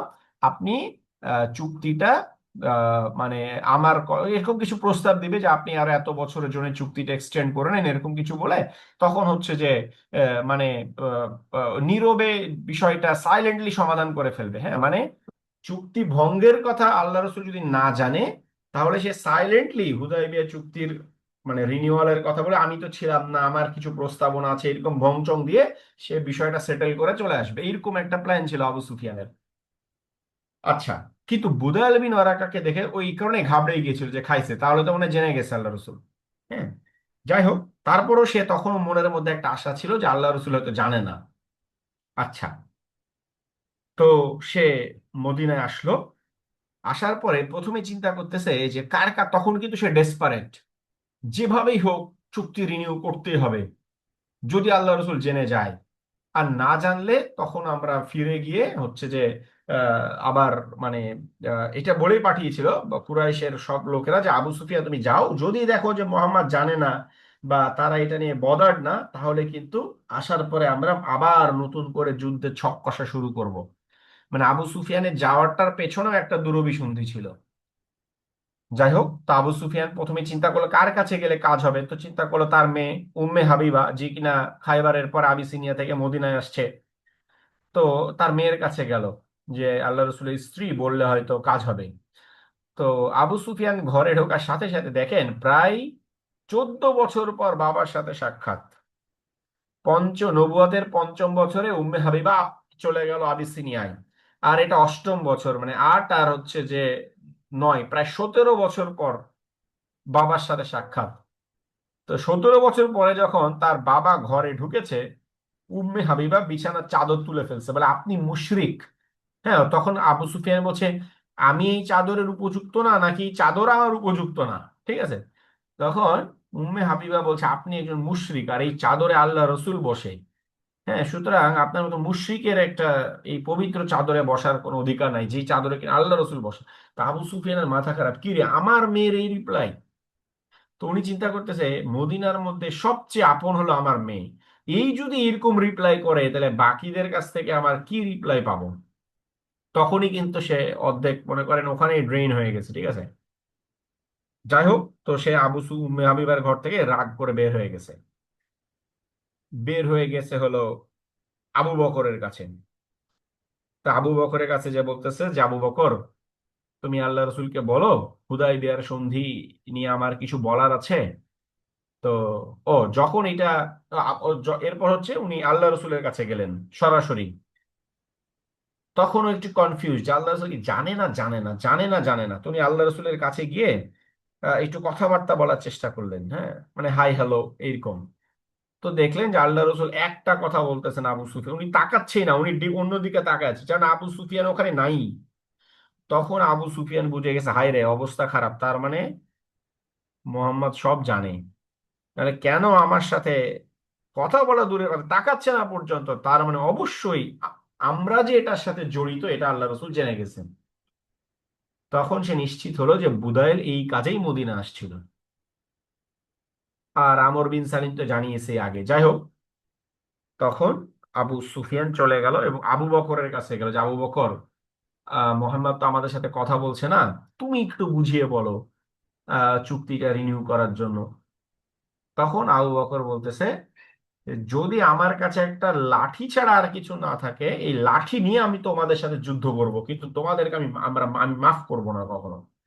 তা আবু সুফিয়ান গেছে ওমারের কাছে, বলছে ওমার, তুমি একটু বুঝায় বলো। তোমারও প্রচন্ড রেগে গেছে। তো চিন্তা করতেছে যে কার কাছে যাই, তো আলী রাদিয়াল্লাহুর কাছে গেছে। তো আলী রাদিয়াল্লাহু সফট মাইন্ডেড ছিলেন এবং জাহেলি যুগে আলী রাদিয়াল্লাহুর সাথে আবু সুফিয়ানের একটা মোটামুটি ভালো সম্পর্ক ছিল। আর আলী তো বয়স অনেক কম, সো আবু সুফিয়ান বলতে পারেন কাইন্ড অফ মানে নিজের ভাতিজা ভাগ্নের মতো স্নেহ করতো। তো আলী রাদিয়াল্লাহুর কাছে গেছে। আলী রাদিয়াল্লাহু বলছে, দেখো, আল্লাহ রসুল যে বিষয়ে সিদ্ধান্ত নিয়েছে আমাদের এখানে কিচ্ছু বলার নাই। তো তখন আবু সুফিয়ান গেছে ফাতিমার কাছে ঘরে। আর ফাতিমার সামনে তখন হাসান ছোট মানুষ খেলে বেড়াচ্ছিল। তো ফাতিমাকে বলতেছে যে, ফাতিমা, আপনি এই যে আল্লাহ রসুল তো হাসানকে খুব ভালোবাসে না, নাতি হাসান, খুব ভালোবাসার নাতি। হ্যাঁ, দেখেন কতটা ডেসপারেট হয়ে গেছে আবু সুফিয়ান। বলে, হাসানকে একটু বলেন আল্লাহ রসুলকে বলতে যে আমাকে যেন নিরাপত্তা দেয়, ঠিক আছে? বা হাসান কি আমাকে নিরাপত্তা দিতে পারে না? তখন ফাতিমা বলছে যে ছোট বাচ্চার নিরাপত্তা গ্রহণযোগ্য না শরীয়তে, ঠিক আছে? তখন খুব ডেসপারেট হয়ে গেছে আবু সুফিয়ান যে কার কাছে যাবে। নিজের মেয়ে পর্যন্ত বসতে দিচ্ছে না, আবু বকর, উমার, আলী কেউ রাজি হচ্ছে না। হাসানের মতো ছোট বাচ্চার নিরাপত্তা চাচ্ছে, সেটাও নাকি শরীয়তে গ্রহণযোগ্য না, সে যাবে কই? তখন আলী বলতেছে, আপনাকে আমি একটা বুদ্ধি দিতে পারি, সেটা হলো যে আপনি মসজিদের মধ্যে দাঁড়ায় যাবেন, মসজিদে নববীতে আল্লাহ রসুলের সামনে, এবং নিজেই নিজের নিরাপত্তার ঘোষণা দিয়ে দিবেন। হ্যাঁ, যে হে লোক সকল, ঠিক আছে, আমি আহ কি বলে যে আমি আমার নিরাপত্তার ঘোষণা দিচ্ছি, মানে কেউ যেহেতু তোমাকে নিরাপত্তার ঘোষণা, তুমি নিজে এটা ছাড়া আর কিছুই করার না, যদিও ফানি থিং বা একটা সবাই বলবে পাগল, নিজেই নিজেকে নিরাপত্তা দিতে পারেন, এটা ছাড়া আর কিছু করার নাই, ঠিক আছে? এরপর আহ আবু সুফিয়ান এই কথাই এই কাজই করলো এবং সে মদিনা ফিরে গেল, মক্কায় ফিরে গেল। তো মক্কায় যখন পৌঁছলো, তখন মক্কায় লোকেরা বললো যে আবু সুফিয়ান, কি করলা তুমি, তুমি কি পার্স ও যাই হোক। তো এই যে আবু সুফিয়ান দাঁড়ে দাঁড়ে ঘুরতেছে, এর কাছে যায় ওর কাছে যায়, এবং উনি কয়েকদিন মদিনায় অবস্থান করছিল যাতে এ বিভিন্ন মানুষদেরকে কনভিন্স করতে পারে চুক্তি নবায়নের জন্য। তো এই যে আবু সুফিয়ান কয়েকদিন মক্কা অবস্থান করছে, এই সুযোগে একটা গুজব ছড়ায় গেছে। গুজবটা কি? গুজব হচ্ছে আবু সুফিয়ান মুসলমান হয়ে গেছে, ঠিক আছে? আবু সুফিয়ান মুসলমান হয়ে গেছে। তা আবু সুফিয়ান মক্কায় ফিরে এসে দেখে যে অলরেডি গুজব ছড়াই গেছে, লোকজন, আবু সুফিয়ান তুমি নাকি মুসলমান হয়ে গেছো। সে কি করলো? সে এই গুজবটাকে মিথ্যা প্রমাণ করার জন্য সে তাদের যে দুইটা মূর্তি ছিল, ইসাফ আর নায়লা, ওই যে সাফা এবং মারোয়া, এই দুটো মূর্তি রেখেছিল। হ্যাঁ, জাহেলি যুগ থেকে মুশরিকরা এই দুইটা মূর্তি তারা স্পর্শ করতো সাই করার সময়। তো এই ইসাফ এবং নাইলার সামনে গিয়ে সে তার মাথার চুল মুন্ডন করলো এবং তাদের পায়ের নিচে মানে তাদের বেদিতে পশু জবাই দিয়ে নিজের শিরকে প্রমাণ করলো যে আমি মুসলমান হইনি। এই যে আমি ইসাফ আর নায়লা মূর্তির জন্য আমি পশু জবাই দিলাম, উৎসর্গ করলাম, এটা দিয়ে প্রমাণ করলাম যে আমি মুসলমান হইনি, ঠিক আছে? যাই হোক, তো বললো যে লোকজন বলতেছে, আবু সুফিয়ান, কি করলা, পাল্লা কিছু করতে? বলে যে আমি তো কেউই কথাই শোনে না, কি কেমনে কি করব, লাস্টে আমি মসজিদের মধ্যে দাঁড়ায় নিজেই নিজেকে নিরাপত্তার ঘোষণা দিয়ে দিছি। তো লোকজন বলছে যে এই বুদ্ধি তোমাকে কে দিছে? তো বলে আলী দিছে। বলে আলীও তো আমার সাথে মজা নিছে। হ্যাঁ, মানে আবু সুফিয়ানের অবস্থাটা চিন্তা করে। এক সময়ের কত ঝানু পলিটিশিয়ান, উহুদ যুদ্ধের মানে সে যুদ্ধের পতাকা, মানে ছিল, তার হাতে পতাকা তো ছিল বনু আব্দুদ্দারের হাতে, মানে সে সেনাপতি ছিল, এবং আল্লাহ রসুলকে জোর গলায় বলেছে আগামী বছর বদরের ময়দানে দেখা হবে, ওই যে প্রতিশ্রুত বদর। সেই আবু সুফিয়ান আজকে কতটা অসহায় হয়ে দাঁড়ায় দাঁড়ায় ঘুরতেছে। হ্যাঁ, তো লোকজন বলতেছে আলী তো তোমার সাথে খালি ফান করছে। হ্যাঁ, এভাবে কেউ কি কোনোদিন, মানে আলীও তোমাকে বোকা বানাইলো, এরকম একটা ছোট মানুষ। হ্যাঁ, যাই হোক, তো এখন যেটা হলো যে রাসূল সাল্লাল্লাহু আলাইহি সাল্লাম তিনি এই প্রস্তুতি নিতে শুরু করলেন অভিযানের। হ্যাঁ, এবং অ্যাজ ইউজুয়াল তিনি প্রচন্ড গোপনে প্রস্তুতি নেওয়া শুরু করলেন এবং মানুষ যাতে বুঝতে না পারে তিনি কি করলেন, তিনি আবু কাতাদার রাদিয়াল্লাহু আনহুর নেতৃত্বে একটা ছোট্ট সেনা দলকে তিনি ভিন্ন একটা জায়গায় পাঠালেন। হ্যাঁ, জায়গাটার নাম হচ্ছে আহ বাতনে ইজাম। ঠিক আছে, বাতনে ইজাম এই জায়গায় পাঠালেন, যাতে লোকেরা চিন্তা করলো, ভাবলো যে আল্লাহ রসুল হয়তো এই জায়গায় অভিযানে যাবে, বাতনে ইজামে। কিন্তু উনি অ্যাকচুয়ালি কোথায় যাবে? মক্কাতে। উনি যাবে মক্কাতে। আচ্ছা, যাই হোক। তো আপনার এখন আল্লাহ রসুল তো গোপনে প্রস্তুতি নিচ্ছেন। অনেক সাহাবীরাও জানেন, ইভেন যাদেরকে বাতনে ইজামে পাঠাচ্ছেন এই আবু কাতাদা, উনি নিজেও জানে না যে আসলে কোথায়, মানে আল্লাহ রসুল কই যাবে। উনিও ভাবতেছে আল্লাহ রসুল বোধহয় বাতনে ইজামেই যাবে। কারণ এই আবু কাতাদা উনি বাতনে ইজামে পৌঁছে ওখানে যাওয়ার পর উনি খবর পায় যে আল্লাহ রসুল মক্কার দিকে রওনা দিছে। মানে দেখেন, যাকে পাঠিয়েছে সেই সেনাপতি নিজেই জানে না যে আসলে আল্লাহ রসুল কই যাবে, মানে কোন লেভেলে মানে সিক্রেট ছিল। আবু কাতাদা বাতনে ইজামে পৌঁছে দেখে আল্লাহ রসুল নাই, মানে কি ব্যাপার, আসতেছে না কেন, খোঁজ নিয়ে দেখে আল্লাহ রসুল মক্কা দিকে রওনা দিয়ে দিছে। তখন ওনারা আবার বাতনে ইজাম থেকে ওই মক্কার দিকে রওনা দিয়ে আল্লাহ রসুলের সাথে বাহিনীতে মিলিত হয়েছে। এই হলো ঘটনা। যাই হোক, তো এই যে আল্লাহ রসুল গোপনে প্রস্তুতি নিচ্ছিলেন, এই নিউজটা হাতিব বিন আবি বালতা রাদিয়াল্লাহু আনহু উনি একটা চিঠি লিখে এক মহিলার মাধ্যমে তাকে কিছু টাকা পয়সা দিয়ে চিঠিটা কুরাইশদের কাছে পাঠিয়ে দিলেন। তো আল্লাহ সুবহানাহু ওয়া তাআলা ওহী নাজিল করে এটা আল্লাহ রসুলকে জানিয়ে দিলেন, এবং আল্লাহ রসুল তিনি এই চিঠিটাকে উদ্ধার করার জন্য আলী, জুবায়ের এবং মিকদাদ রাদিয়াল্লাহু আনহুকে পাঠালেন এবং বলেন তোমরা অমুক জায়গায় গিয়ে একটা মহিলাকে পাবা, তার কাছ থেকে একটা চিঠি নিয়ে আসো। তো তারা ওখানে গেলেন এবং যাওয়ার পরে দেখলেন যে একটা বৃদ্ধা মহিলা যাচ্ছে। তো বললেন চিঠি বের করো, বলতেছে কোনো চিঠি নাই। তো আলী রাদিয়াল্লাহু আনহু বলতেছে যে আল্লাহ রসুল মিথ্যা বলতে পারে না, তুমি যদি চিঠি বের না করো, প্রয়োজনে আমরা তোমাকে আনড্রেস করে চেক করব, কিন্তু চিঠি বের করবই করব আমরা। তখন সেই মহিলা বলতেছে যে ঠিক আছে, তোমরা অন্যদিকে ঘোরো। তো অন্যদিকে ঘুরছে, তখন সে হচ্ছে তার চুলের খোপাটা খুলে চুলের খোপার ভেতর থেকে চিঠিটা বের করে দিয়েছে। এখানে একটা বিষয় দেখেন, আপাতভাবে খুব ছোট মনে হতে পারে, একটা মুশরিক মহিলাও সে একটা পরপুরুষের সামনে কিন্তু চুল খুলতো না। চিন্তা করছেন? আর এখন আমাদের মুসলিম কমিউনিটির পর্দার কি অবস্থা, না যে এটা এজ ইফ মানে এটা কিছুই না। ঠিক আছে, যারা প্র্যাকটিসিং সোসাইটি তাদের বাইরে আমি বলছি, যারা মুসলিম ট্রেডিশনালি মুসলিম ক্লেম করতেছে বা বলতেছে তারা মুসলিম, নিজেদেরকে মুসলিম মনে করে, হ্যাঁ, কিন্তু তারা প্রপার পর্দা মেনটেন করে না, তাদের কাছে এই বিষয়টা কিছুই না। অথচ এটা মুশরিক মহিলাও তখন চুল খুলতে রাজি না সাহাবীদের সামনে, মানে তাদের হায়ার সেন্সটা কোথায় ছিল। তো যাই হোক, উনি চুলের খোপার ভেতর থেকে চিঠিটা দিলেন, এই চিঠি আল্লাহ রসুলের কাছ থেকে নিয়ে আসলেন আল্লাহ রসুলের কাছে, এবং আসার পরে আল্লাহ রসুল দেখলেন যে চিঠিটা লিখেছে হাতিব বিন আবি বালতা। তো তিনি হাতিবকে বলেন, হাতিব ঘটনা কি, তুমি কেন এই চিঠি লিখলা? তো হাতিব বলতেছে, ইয়া রাসূলুল্লাহ, আমার বিশ্বাস করেন আমার অন্তরে কোনো নিফাক নাই, আমার অন্তরে ঈমান এখনো তাজা আছে, কিন্তু আমি একমাত্র এবং একমাত্র এই কারণে চিঠিটা লিখছি যে মক্কা যখন আক্রমণ হবে, তো আমার ফ্যামিলি তো মক্কায়, আরো অনেক সাহাবীর ফ্যামিলি মক্কায় আছে, ঠিক আছে, কিন্তু তাদের প্রত্যেকেরই এমন কেউ না কেউ প্রভাবশালী আছে যাদের কারণে তাদের ফ্যামিলিকে কুরাইশরা মারতে পারবে না। হ্যাঁ, যেমন উমারের ফ্যামিলি যারা আছে এদেরকে কুরাইশরা হাত তুলতে পারবে না। কেন? কারণ উমারের গোত্রের আরো অনেক প্রভাবশালী ব্যক্তি মক্কায় আছে যারা উমারের ফ্যামিলিকে রক্ষা করবে, উদাহরণ হিসেবে বলতেছি। তো আমার স্ত্রী সন্তানকে বা আমার ফ্যামিলি মেম্বার যারা আছে তাদেরকে কে রক্ষা করবে? আমার তো কোনো প্রভাবশালী কেউ নয় আমার গোত্রে, কুরাইশরা আমার ফ্যামিলিকে মেরে ফেলতে পারে। এজন্য আমি একটা ফেভার করলাম, চিঠি লিখে, যে এই অভিযানের খবরটা যে আমি তোমাদেরকে জানিয়েছি, বিনিময়ে তোমরা যুদ্ধ শুরু হলে আমার ফ্যামিলিকে মারিও না। তখন ওমর রাদিয়াল্লাহু আনহু বলে, ইয়া রাসূলুল্লাহ, হাতিব তো মুনাফিক হয়ে গেছে, এটা রাষ্ট্রদ্রোহী অপরাধ না? আপনি একটা রাষ্ট্রের সামরিক গোপন সংবাদ আপনি ফাঁস করে দিয়েছেন, এ তো রাষ্ট্রদ্রোহী অপরাধ। তো উমর রাদিয়াল্লাহু আনহু বললেন যে হাতিব মুনাফিক হয়ে গেছে, আপনি অনুমতি দেন গর্দান উড়ায় দেয়। তা আল্লাহ রাসূল বলে যে না, হাতিব তো বদরী, এবং বদরীদের তো সমস্ত গুনাহ আল্লাহ সুবহানাহু ওয়া তাআলা ক্ষমা করে দিয়েছেন।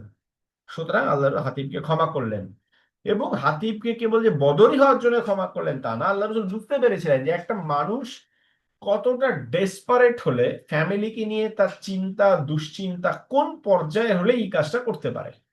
এটা আল্লাহ রসুলের ইমোশনাল ইন্টেলিজেন্সের একটা পরিচয়। ঠিক আছে, উনি মানুষের ইমোশনকে কতটা ভালো বুঝতে পারতেন, মানুষের মেন্টাল সিচুয়েশন তার সাইকোলজিকে কতটা রিড করতে পারতেন, তার একটা প্রমাণ হচ্ছে এই ঘটনাটা। এবং এই চিঠি উদ্ধারের পর আল্লাহ সুবহানাহু ওয়া তাআলা সূরা মুমতাহিনার 1 নম্বর আয়াতটা নাজিল করলেন। যাই হোক, তো অষ্টম হিজরিতে ওস্তাদজি, জি ওই এই, মিশরের সম্রাটকে চিঠি দিয়েছিলেন তো ওনার হাতে রাসূলুল্লাহ হযরত হাতিব ইবনে আবি বালতা, ওনার হাতেই তো চিঠি পাঠিয়েছিলেন মিশরের সম্রাট মুকাউকিসের নামে। হ্যাঁ, কোন একটা সম্রাটের কাছে চিঠি পাঠিয়েছিলেন তার হাতে। জি জি, মিশরের সম্রাট মুকাউকিস। জি হ্যাঁ, ওই একই এই সাহাবী হাতিবি। জি, তো অষ্টম হিজরির রমজান মাসে 10 তারিখ রাসূল সাল্লাল্লাহু আলাইহি সাল্লাম মক্কা অভিমুখে রওনা দিলেন এবং এইবার তিনি সাথে নিলেন 10,000 সৈন্য। এইটা খুব ইন্টারেস্টিং একটা বিষয় যে দেখেন, এর আগে খন্দকে শত্রু বাহিনীর আর্মি কত ছিল বলেন তো খন্দকের সময়? প্রধান 10,000। 10,000। 10,000। কুরাইশের ছিল 4,000, গাতফানের ছিল 6,000, 10,000। 10,000-এর এগেইনস্টে আল্লাহ রসুল কতজন নিয়ে গেছিলেন? 3,000। 3,000। 3,000। আর এবার আল্লাহ রসুল বুঝতে পেরেছিলেন কুরাইশরা খন্দকের সবচেয়ে স্ট্রং ছিল, এখন তারা দুর্বল, তারা ডেসপারেট, তারা মরিয়া হয়ে আছে থামানোর জন্য। তারা তাদের শক্তি, লিটারালি তাদের কোনো শক্তি নাই মুসলিমদেরকে ঠেকানোর, এটা আল্লাহ রসুল বুঝে গিয়েছিলেন। তারা কোণঠাসা হয়ে গেছে, তাদের বড় বড় মিত্র বনু সুলাইম, বনু আশজা, তারপর হচ্ছে আপনার বনু বকরের একাংশ, এরা সব মুসলিমদের দিকে চলে আসছে। হ্যাঁ, আরো যে বড় বড় গোত্রগুলো ছিল জুহাইনা, মুজাইনা, এই যে বড় বড়, এরা সবাই সৈন্য দিয়েছে মুসলিমদেরকে। কুরাইশরা একেবারে কোণঠাসা। এরপরেও আল্লাহ রসুল 10,000 সৈন্য কেন নিলেন? আল্লাহ রসুল বুঝতে পেরেছিলেন আনসার আর মুহাজির মিলে সৈন্য সংখ্যা ছিল মাত্র 4,700, আর 5,300 ছিল এই মিত্র বাহিনীর সৈন্য। মানে খন্দকে মুসলিমরা কোণঠাসা ছিল, কুরাইশেরা মিত্র বাহিনী নিয়ে আসছিল 10,000 সৈন্য মিত্র বাহিনী সহ। আর মক্কা অভিযানে কুরাইশেরা কোণঠাসা, মুসলিমরা মিত্র বাহিনী নিয়ে আসছে 10,000 সৈন্য। মানে পুরো, মানে টেবিলটা উল্টায় গেছে। খন্দকের যুদ্ধে কুরাইশরা ছিল 4,000, মুসলিম আর বনু গাতফান ছিল 6,000, 10,000। মক্কা অভিযানে মুসলিমরা 4,700, মিত্র বাহিনী 5,300, টোটাল 10,000। বুঝতে পারছেন মানে কিভাবে দানটা উল্টায় গেছে পুরা? আচ্ছা, এখন আমার প্রশ্নটা হচ্ছে যে কেন এই 10,000 আর্মি আল্লাহ রসুল নিলেন? এই আনসার আর মুহাজিরদের 4,700 সৈন্যই যথেষ্ট ছিল পুরো কুরাইশদেরকে ছারখার করে দেওয়ার জন্য। ওয়াই? মুসলিমদের শক্তি যে বেড়েছে এটা বোঝানোর জন্য সমগ্র আরব জাতিকে। মুসলিমরা তাদের যে শক্তি, তাদের মিত্র বাহিনী এবং তাদের হ্যাঁ, সামরিক বলেন, কূটনৈতিক, রাজনৈতিক ভাবে তার অনেক বেশি শক্তিশালী বোঝানোর জন্য এটা একটা রিজন ছিল। সানজিদ আপু বলছেন ভয় দেখানোর জন্য, এটা আরেকটা রিজন ছিল। আর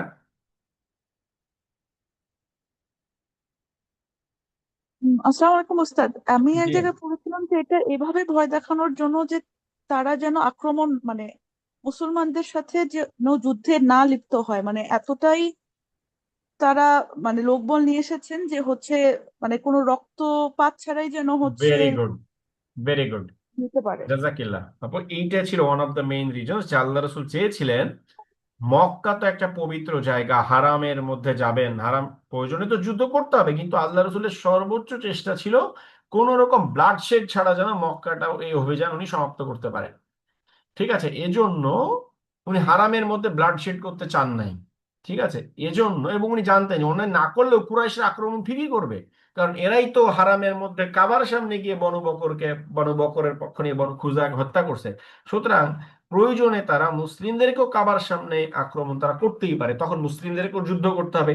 এই ব্লাড শেডটা আল্লাহ রসুল অ্যাভয়েড করতে চাচ্ছিলেন, এজন্য তিনি 10,000 আর্মি নিয়ে, এটা একটা রিজন ছিল। আরেকটা রিজন ছিল যেটা ভাই বললেন এর আগে, যে মুসলিমরা যে সামরিক রাজনৈতিকভাবে অনেক বেশি শক্তিশালী, তাদের সংখ্যাটা অনেক বেশি, তাদের মিত্র বাহিনী বা অ্যালাই অনেক আগের চাইতে অনেক বেশি, এবং কুরাইশরা যে এখন কোণঠাসা, কুরাইশদের এক সময়কার ঘনিষ্ঠ মিত্ররা এখন ক্যাম্প চেঞ্জ করে মুসলিমদের ক্যাম্পে চলে গেছে, এইটাও বোঝানো ছিল আরেকটা উদ্দেশ্য। প্লাস তৃতীয় রিজনটার হচ্ছে খুবই ইম্পর্টেন্ট, এখান থেকে আল্লাহ রসুল কতটা সামরিকভাবে উনি দূরদর্শী ছিলেন এটাও বোঝা যায়। উনি যখন মক্কায় অভিযান চালানোর আগেই আল্লাহ রসুল বুঝতে পেরেছিলেন যে আমরা মক্কায় যাব আর বনু হাওয়াজিন চুপ করে বসে থাকবে, এটা হবে না। অবশ্যই বনু হাওয়াজিন আমাদেরকে আক্রমণ চালাতে পারে। আর বনু হাওয়াজিন ছিল খুবই পাওয়ারফুল একটা গোত্র, যাদের সাথে বনু সাকিফের মিত্রতা ছিল, তায়েফের। তো আল্লাহ রসুল বুঝে গিয়েছিলেন আমরা মক্কায় গেলে মোটামুটি কনফার্ম বনু হাওয়াজিন এবং বনু সাকিফ আমাদেরকে আক্রমণ করবে। সো তাদের সাথে যুদ্ধের জন্যও 4,700 আর্মি, এটা আল্লাহ রসুল অতটা কমফোর্টেবল ছিলেন না। তো তিনি একটা বড় আর্মি গঠন করতে চেয়েছিলেন, যাতে মক্কা অভিযানের জন্য 10,000 আর্মি লাগবে না, বাট এরপরে বনু হাওয়াজিন আর বনু সাকিফের সাথে যুদ্ধের জন্য আমাদের লাগবে। এবং আসলেই হয়েছিল, আমরা আগামী ক্লাসে দেখবো এটা। মক্কা যখন জয় করলেন, খবর পেলেন বনু হাওয়াজিন, যে হুনাইনের যুদ্ধ যেটা, হ্যাঁ, বনু হাওয়াজিন হচ্ছে আর বনু সাকিফ মিত্র বাহিনী জোট গঠন করে মক্কা আক্রমণের প্রস্তুতি নিচ্ছে। তখন উনি গেলেন এবং হুনাইন নামক জায়গায় যুদ্ধটা হলো। সো উনি কত পারফেক্টলি এটা উনি প্রেডিক্ট করতে পেরেছিলেন যে বনু হাওয়াজিন এবং বনু সাকিফের সাথে একটা যুদ্ধ হবে মক্কা অভিযানের পরে। মানে আল্লাহ অবাক লাগে যে কতটা, মানে উনি সামরিক দিক থেকেও কতটা বিচক্ষণ ছিলেন। এমন না যে মক্কা অভিযান হবে, সেলিব্রেশন হবে, মদিনায় ফিরে আসবো, হ্যাঁ, বিশাল একটা, উনি বুঝে ফেলেছিলেন যে মক্কা বিজয়ের পরপরই আরেকটা যুদ্ধ অবশ্যম্ভাবী, এবং এটার প্রস্তুতি উনি মদিনা থেকে নিয়ে গিয়েছিলেন। ঠিক আছে, যাই হোক। তো এই অভিযানের জন্য উনি হচ্ছে যে মিত্র বাহিনীগুলো যারা ছিল তাদেরকে উনি চিঠি লিখলেন এবং মদিনায় তাদেরকে আসতে বললেন। ঠিক আছে, তো এখানে আনসাররা ছিল 4,000, মুহাজিররা ছিল 700। এই 4,700 এর মধ্যে হচ্ছে আপনার যে মিত্র গোত্রগুলো ছিল আপনার এখানে, তাদের মধ্যে হচ্ছে যে আপনার তারা সবাই এখানে কিছু সৈন্য দিয়েছিল। বনু সুলাইম দিয়েছিল 1,000, হ্যাঁ, যারা বীরে মাওনার ঘটনা ঘটিয়েছিল। বনু মুজাইনা তারা 1,000 সৈন্য দিয়েছিল। বনু জুহাইনা তারা 800 সৈন্য দিয়েছিল। বনু আসলাম তারা 400 সৈন্য দিয়েছিল। বনু আশজা 300। বনু গিফার, এখানে একটু সংখ্যাটা ইয়া আছে, নোটের মধ্যে ডিটেল দেওয়া আছে, এখানে একটু ভুল আসছে, টাইপো। হ্যাঁ, বনু গিফার থেকে 300 জন, হচ্ছে আবুজর গিফারি, ওরা 300 জন আসছিল। বনু লাইস গোত্রে 250। বনু বকরের 200 তো বললাম। ঠিক আছে, এভাবে 10,000 সৈন্যের একটা বিশাল বাহিনী গঠন করা হলো। হ্যাঁ, এবং এই যে বনু জুহাইনা, এরা কিন্তু প্রথম হিজরি থেকেই মুসলিমদের মিত্র। এবং বনু জুহাইনা বাস করত, তাদের বসবাস ছিল এই সিরিয়াগামী যে রাজপথটা ছিল, যেই রাজপথে কুরাইশদের কাফেলা যেত এবং মুসলিমরা আক্রমণ করত, ওই রাজপথের উপরেই ছিল বনু জুহাইনা গোত্রের বাসস্থান। এবং এই বনু জুহাইনাই মূলত আল্লাহ রসুলকে ওই গোয়েন্দা নিউজ পাঠাতো যে অমুক কাফেলা আসতেছে, কালকে অমুক কাফেলা ঢুকবে আমাদের এলাকায়, তখন আল্লাহ রসুল আক্রমণগুলো করতেন। বুঝতে পারছেন? তো বনু জুহাইনার সাথে প্রথম হিজরি থেকে ওই কাফেলা সিজ করার সময় থেকেই সম্পর্ক। ঠিক আছে, গিফার গোত্র প্রথম হিজরিতে মুসলিমদের সাথে শান্তি চুক্তি করে এবং আবুজর গিফারি থ্রুতে ব্যাপকভাবে গিফার গোত্রের প্রায় অলমোস্ট সবাই মুসলিম হয়ে যায়। ঠিক আছে, এই আশজা গোত্র এরা খন্দক যুদ্ধ পর্যন্ত মুসলিমদের এগেনস্টে ছিল, কিন্তু খন্দকের পরে তারা আসলে হুদায়বিয়ার পরে তারা মুসলিমদের সাথে সন্ধি চুক্তিতে চলে আসে। যাই হোক, তো এভাবে মোটামুটি 10,000 সৈন্য নিয়ে রাসূল সাল্লাল্লাহু আলাইহি সাল্লাম তিনি মক্কা অভিমুখে রওনা হলেন। এখন উনি যে মক্কায় যাচ্ছেন, পথিমধ্যে ওনার সাথে দুজন ব্যক্তির দেখা হয়ে গেল। একজন হলো আবু সুফিয়ান বিন হারিস, এটা খুব ভালো মতো মনে রাখেন, দুইটা আবু সুফিয়ান ছিল। যে আবু সুফিয়ানের কথা এতক্ষণ আমরা বলেছি, উহুদ যুদ্ধের সেনাপতি, উম্মে হাবিবার বাবা, মানে মেইন যে আবু সুফিয়ান, তার নাম হলো কি, তার পুরো নাম কি বলেন তো, মনে আছে? আবু সুফিয়ান বিন হারব। সুফিয়ান বিন আবু হারব। সুফিয়ান বিন হারব। আর এইটা হলো আবু সুফিয়ান বিন হারিস। ইনি ছিলেন আল্লাহ রসুলের চাচাতো ভাই। ঠিক আছে, আল্লাহ রসুলের চাচাতো ভাই, এবং তিনি আল্লাহ রসুলের দুধ ভাই ছিলেন। ওই যে যখন হালিমার কাছে ছিলেন তখন ইনিও হালিমার কাছে লালিত পালিত হয়েছিলেন। তো এবং নবুয়াত তিনি আসলে খুব মানে আল্লাহ রসুলের নবুয়াতের আগ পর্যন্ত আল্লাহ রসুলের সাথে খুব ভালো সম্পর্ক ছিল, খুবই ঘনিষ্ঠ বন্ধু ছিলেন, সব সময় আল্লাহ আল্লাহ রসুলের সাথে চলতো, কিন্তু নবুয়াতের পরপরই শত্রু হয়ে গেলেন। হ্যাঁ, এবং প্রচন্ড রকম শত্রুতা করতেন। তো আবু সুফিয়ান বিন হারিস এবং আব্দুল্লাহ বিন উমাইয়া ছিলেন আল্লাহ রসুলের ফুফাতো ভাই। ইনিও খুবই কট্টর সমালোচক ছিলেন, ঠিক আছে।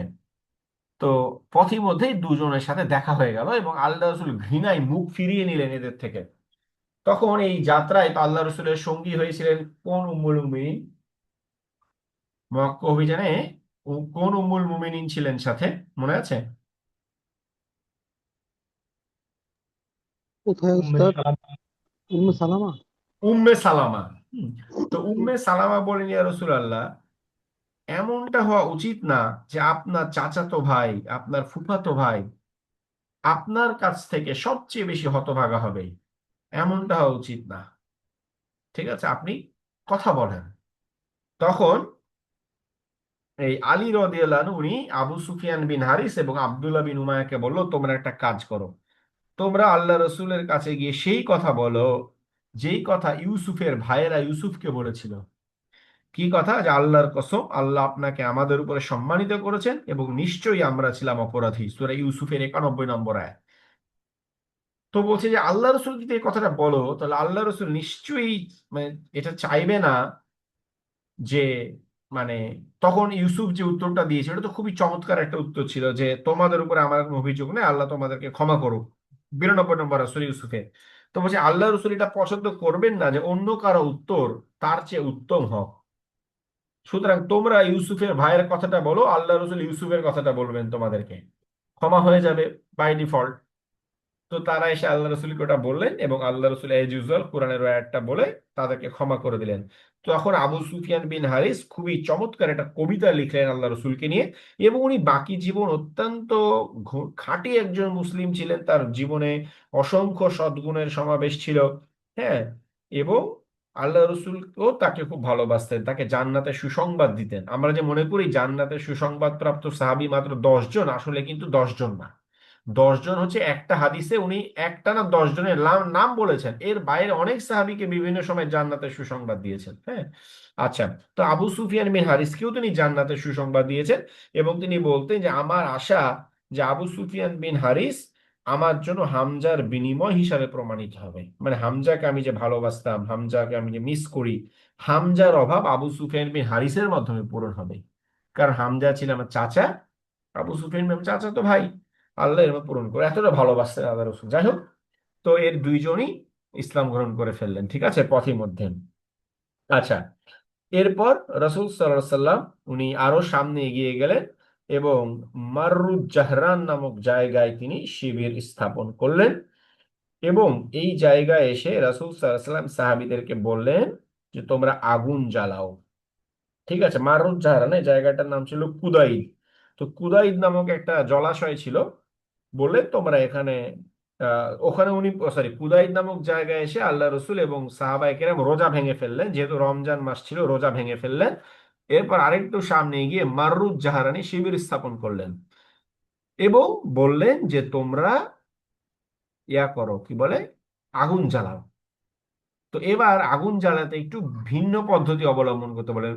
ওই সময় নিয়ম ছিল যে ধরেন ফর এক্সাম্পল 100 জন মানুষ, তো ওই যে শীতকালে দেখেন না যে একটা জায়গায় আগুন জ্বালিয়ে আশেপাশে কয়েকজন মিলে আগুন পোহায়, দেখেছেন এরকম দৃশ্য কখনো? জি গ্রামের উস্তাদ। মধ্যে গ্রামের মধ্যে দেখা গেছে। গ্রামের মধ্যে দেখা যায়, ঢাকা শহরও মাঝে মধ্যে দেখা যায় যে খুব শীতে যে আগুন জ্বালিয়ে 5-6 জন গলিতে এলাকায় দেখা যায় 5-6 জন বসে আছে চারপাশে আগুন পোহাচ্ছে। তার মানে একটা আগুন জ্বালিয়ে 5-6 জনের জন্য যথেষ্ট হতো। তার মানে যদি 100 জন যদি থাকে আর একটা আগুনে মানে যদি আপনার 5 জন করে থাকে, তাহলে টোটাল কয়টা আগুন জ্বালাতে হবে? তা 20টা। তো আল্লাহ রসুল বললেন যে তোমরা গ্রুপ গ্রুপ করে আগুন না জ্বালিয়ে প্রত্যেকে আলাদা আলাদা করে আগুন জ্বালাও। 10,000 সৈন্য, 10,000 মশাল জ্বালাও। কেন বলেন তো? মক্কার লোকদেরকে বিভ্রান্ত করার জন্য। যাতে তাদের সংখ্যাটা আরো বেশি মনে হয়। কারণ কুরাইশেরা ভাববে কি রে, একটা আগুন জ্বালাতে 4-5 জন চলে। হ্যাঁ, তো 10,000 আগুন, তার মানে তাদের সংখ্যা মনে হয় 40-50 হাজার হবেই। কিন্তু অ্যাকচুয়ালি তো জনে জনে একটা করে জ্বালাইছে। তো এটা আল্লাহ রসুলের, এটাও তার একটা মিলিটারি স্ট্র্যাটেজির একটা উদাহরণ যে কতটা বিচক্ষণ উনি ছিলেন। উনি বললেন তোমরা প্রত্যেক আলাদা করে আগুন জ্বালাও আজকে। আগুন জ্বালালেন, ভালো কথা। এবং রাসূল সাল্লাল্লাহু আলাইহি ওয়াসাল্লাম রাতের বেলা উমর রাদিয়াল্লাহু আনহুকে ক্যাম্প পাহারার জন্য দায়িত্ব দিলেন। ঠিক আছে, যাই হোক, তো এই মাররুজ্জাহরানী শিবির স্থাপন করার পর আব্বাস রাদিয়াল্লাহু আনহু উনি চলে আসলেন আল্লাহ রসুলের কাছে, এবং আল্লাহ রসুলের খচ্চরের পিঠে উঠে উনি পুরো ক্যাম্পে, মুসলিমদের ক্যাম্পে উনি পায়চারি করতেছেন। কেন? এই জায়গায় সিরাতের বইগুলোতে একটা বড় ইনফরমেশন গ্যাপ থাকে। কেন আব্বাস এসে পায়চারি করতে শুরু করলেন? রিজনটা কি? কেন উনি ঘুরে বেড়াচ্ছিলেন?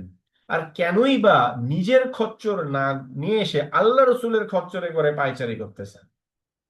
এইটা এখান থেকে বোঝা যায় যে এইটা ছিল প্ল্যান্ড, এবং আল্লাহ রসুল আব্বাসকে একটা দায়িত্ব দিয়েছিলেন। এবং আল্লাহ রসুলের খচ্চরের পিঠে উঠে যে আব্বাস ঘুরে বেড়াচ্ছে, এটাই ছিল একটা মেসেজ যে আব্বাস আল্লাহ রসুলের পক্ষ থেকে দায়িত্ব প্রাপ্ত। সেই দায়িত্বটা কি?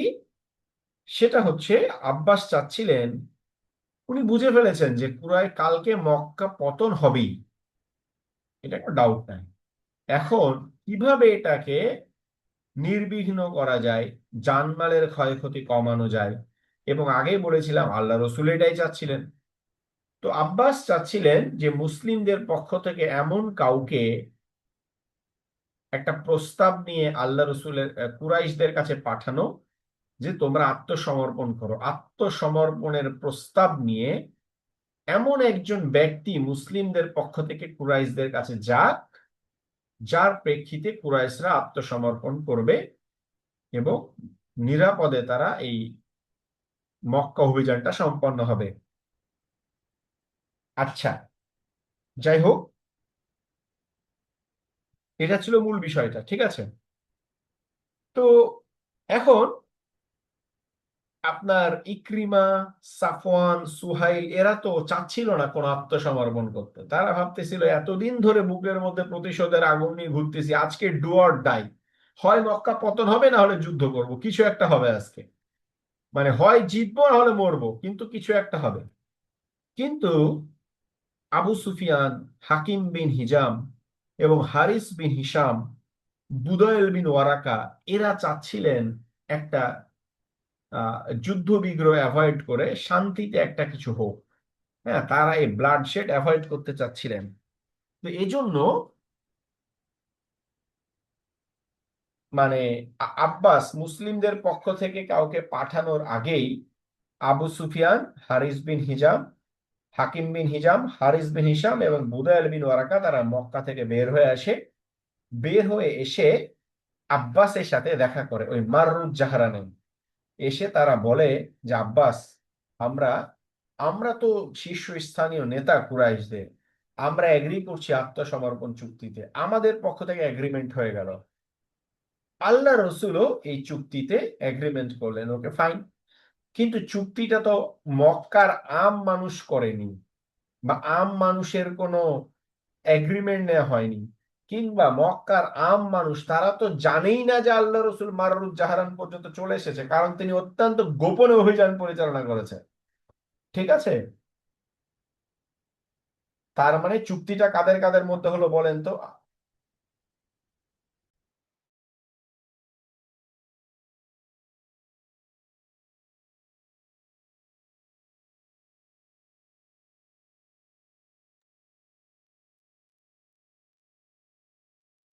মানে উস্তাদ, চুক্তিটা হলো তাহলে মুসলমান এবং এই যে 3 জন বা 4 জন এসেছিলেন ওনাদের মধ্যে, এটাই কি? এক্স্যাক্টলি, মুসলিমদের মধ্যে এবং কুরাইশদের যে শীর্ষস্থানীয় শান্তিকামী নেতারা এসেছিলেন তাদের মধ্যে একটা আত্মসমর্পণের চুক্তি সম্পন্ন হলো। কিন্তু মক্কার আম মানুষ তো জানে না। ঠিক আছে, তো তাদেরকে তো জানাতে হবে। এবং তাদের একটা এগ্রিমেন্টে তো এবং তারা তো এগ্রি করবেই আলটিমেটলি, কিন্তু তাদেরকে তো বিষয়টা জানাতে হবে, তাই না? তো তখন তারা কি করলেন, এই মধ্যমপন্থী নেতা এরা চাচ্ছিলেন যে আমরা যে এই চুক্তিটা সম্পন্ন করলাম, এটা আমরা এখন ওই মক্কায় ফিরে যাই, ফিরে গিয়ে এটা একটা অ্যানাউন্সমেন্ট দেই যে আমাদের এই চুক্তি সম্পন্ন হলো, আমরা চুক্তি করে আসছি, তোমরা ভয় পাও না, কালকে আল্লাহ রসুল মক্কায় ঢুকবেন এবং মক্কা উনি আলটিমেটলি মুসলিমরা এটা মানে এটাকে জয় করবেন, বাট তোমরা নিরাপদ থাকবা, তোমরা ভয় পাও না, হ্যাঁ, কোনো যুদ্ধ বিগ্রহের দরকার নাই। এই সিদ্ধান্তের নেতা করা হলো আবু সুফিয়ানকে, যে আবু সুফিয়ান এই কথাটা যে ঘোষণা দিবে। আচ্ছা, তখন আল্লাহর রসুল এখানে একটা দেখেন, আল্লাহ আকবার, মানে সিরাত আপনি বুঝে পড়লে বা এটা যে কতটা চমৎকার একটা জিনিস এবং আল্লাহ রসুলের কতটা, মানে আমার মনে হয় সিরাতই হচ্ছে আল্লাহ রসুলের নবুয়তের প্রমাণ। তো আল্লাহ রসুল যখন দেখলেন যে আবু সুফিয়ান এত বড় একটা দায়িত্ব নিয়ে যাচ্ছে, এই আত্মসমর্পণের চুক্তি সে মক্কার আম মানুষের মধ্যে ঘোষণা করবে, তার মানে আবু সুফিয়ান মানে কিছু একটা তো মক্কার মানুষকে পাঠাইতে হবে, আমার পক্ষ থেকে একটা মেসেজ তো পাঠাইতে হবে। তো উনি বললেন, এবং এই যে মানুষগুলো মক্কার সাধারণ মানুষের হতে পারে না, আবু সুফিয়ানকে আক্রমণ করে বসতে পারে যে তুমি কি জন্য বাহাদুরি করতে গেলা, আমরা যুদ্ধ করে যা পারতাম করতাম, এই ইকরিমা সাফওয়ান সুহাইলের মতো হতে পারতো কিনা, একটা ঝুঁকি ছিল কিনা। তো তখন আল্লাহ রসুল বললেন যে ঠিক আছে, যারা আগামীকাল আবু সুফিয়ানের ঘরে আশ্রয় নিবে সে নিরাপদ, যে হাকিম বিন হিজামের ঘরে আশ্রয় নিবে সে নিরাপদ, যে বুদাইল বিন ওরাকার ঘরে আশ্রয় নিবে সে নিরাপদ। আমরা তো শুধু এটাই জানি যে আবু সুফিয়ানের ঘরে আশ্রয় নিলেই নিরাপদ, কিন্তু বুদাইল বিন ওয়ারাকা এবং হাকিম বিন হিজামের ঘরে আশ্রয় নিলেও তার নিরাপত্তার ঘোষণা দিয়ে দিলেন। দ্যাট মিন্স তারা যে যখন বলবে যে মক্কাবাসী শুনো, আমরা মুহাম্মাদের সাথে একটা আত্মসমর্পণ চুক্তি করে আসছি, তখন এরা বলবে তোমরা কি চুক্তি করা। তখন তারা বলবে যে দেখো যে বাহিনী নিয়ে আসছে তোমাদের কোনো সাধ্য নাই যে বাহিনীর সাথে যুদ্ধ করে পারো, রাদার আল্লাহ রসুল আমাদেরকে একটি স্পেশাল গিফট দিয়েছে, কি গিফট বা মর্যাদা দিয়েছে, সেটা হলো আমাদের ঘরে আশ্রয় নিলে তোমরা নিরাপদ থাকবা। সো এই মর্যাদার কারণেই মক্কার আম মানুষ হয়তো তাদের এই কথা মেনে নিবে। ঠিক আছে, তিনজন মুসলমান হয়েছিল? সরি, তারা তিনজন কি মুসলমান হয়েছিল? এটা আমি আসতেছি একটু পরে। এই পরে তো হয়েছিল, আপনার হাকিম বিন হিজাম মুসলমান হয়েছিল মক্কা অভিযানে, মানে মক্কা বিজয়ের দিন, যেদিন মক্কা বিজয় হলো, মানে এই ঘটনার পরের দিন। হ্যাঁ, হারিস বিন হিসামের ঘটনাটা আমি ঠিক জানি না, আর আবু সুফিয়ান হয়েছিল আগের দিন, ওটা আমি আসতেছি একটু পরে। এবং আলটিমেটলি দেখেন ইকরিমাও মুসলমান হয়েছিল, সাফওয়ান মুসলমান হয়েছিল, সোহেল বিন আমরও মুসলমান হয়েছিল মক্কা বিজয়ের পরে। মানে আলটিমেটলি উগ্রপন্থী শান্তিকামী গ্রুপের সবাই মুসলমান হয়ে গেছিল মক্কা বিজয়ের পরে, ঠিক আছে, এক্সেপ্ট হারিস বিন হিসাব, ওইটা আমার ঠিক জানা নাই বা আমার খেয়াল আসতেছে না। যাই হোক, তো তারা কি করলেন, তারা আসলেন এবং এই যে আল্লাহ রসুল যে আবু সুফিয়ান, বুদাইল বিন ওয়ারাকা এবং হাকিম বিন হিজামকে একটা সম্মান দিলেন যে এর মাধ্যমে তোমরা নিরাপদ থাকবা, এর মাধ্যমে আল্লাহ রসুল আবু সুফিয়ানের হারিয়ে যাওয়া নেতৃত্ব, যা কিনা তৃতীয় হিজরিতে উহুদ যুদ্ধে হারিয়ে গেছিল, এখন অষ্টম হিজরি, এই 5 বছর পর আবু সুফিয়ানের নেতৃত্বকেই তিনি আবার প্রতিষ্ঠিত করলেন, তিনি অ্যাকনলেজ করলেন। হ্যাঁ, তিনি সত্যায়ন করলেন আবু সুফিয়ানের নেতৃত্বকে, এবং এর মাধ্যমে ইকরিমা সাফওয়ান সুহাইলের এই যে উগ্রপন্থী নেতৃত্ব, যুদ্ধকামী নেতৃত্ব, এটাকে তিনি প্রত্যাখ্যান করলেন। ঠিক আছে, তো তারা ফিরে আসলো এবং ফিরে এসে এই ঘোষণা দিয়ে দিল, এবং মক্কার সাধারণ মানুষ তারা আবু সুফিয়ানের এই আহ এই ঘোষণাটা মেনে নিল। এই বুদাইল বিন ওয়ারাকা, হাকিম বিন হিজামদের এই ঘোষণা, ওকে ফাইন, আমরা আত্মসমর্পণের চুক্তিতে এগ্রি করলাম। এখন আবু সুফিয়ানের ইসলাম গ্রহণের ঘটনাটা খুবই ইন্টারেস্টিং। যখন আবু সুফিয়ান, বুদাইল বিন ওয়ারাকা এবং হাকিম বিন হিজাম তারা মক্কা থেকে বের হয়ে খোঁজ খবর নিচ্ছিল যে মুহাম্মাদের বাহিনী কোথায়, আশেপাশে তো নিশ্চয়ই আছে, কি ঘটনা, সমাচার কি, চলে আসলে তো আগে আত্মসমর্পণের চুক্তিটা করে আসি, এই নিয়তে তারা মক্কা থেকে বের হয়েছিল। বের হয়ে ওই মাররুজ জাহরানে, ওই যে রাতের বেলা আব্বাসের সাথে দেখা হলো। তো আবু সুফিয়ান এবং হচ্ছে হাকিম বিন হিজাম এরা ফিস ফিস করে কথা বলতেছিল। তো অন্ধকারের মধ্যে ওই আব্বাস উনি তো তখন মুসলিমদের ক্যাম্পে খচ্চরের পেটে করে ঘুরে বেড়াচ্ছে। উনি আবু সুফিয়ানের ভয়েস শুনে বুঝতে পারছে এক জায়গায়, তো বলে কে আবু সুফিয়ান নাকি?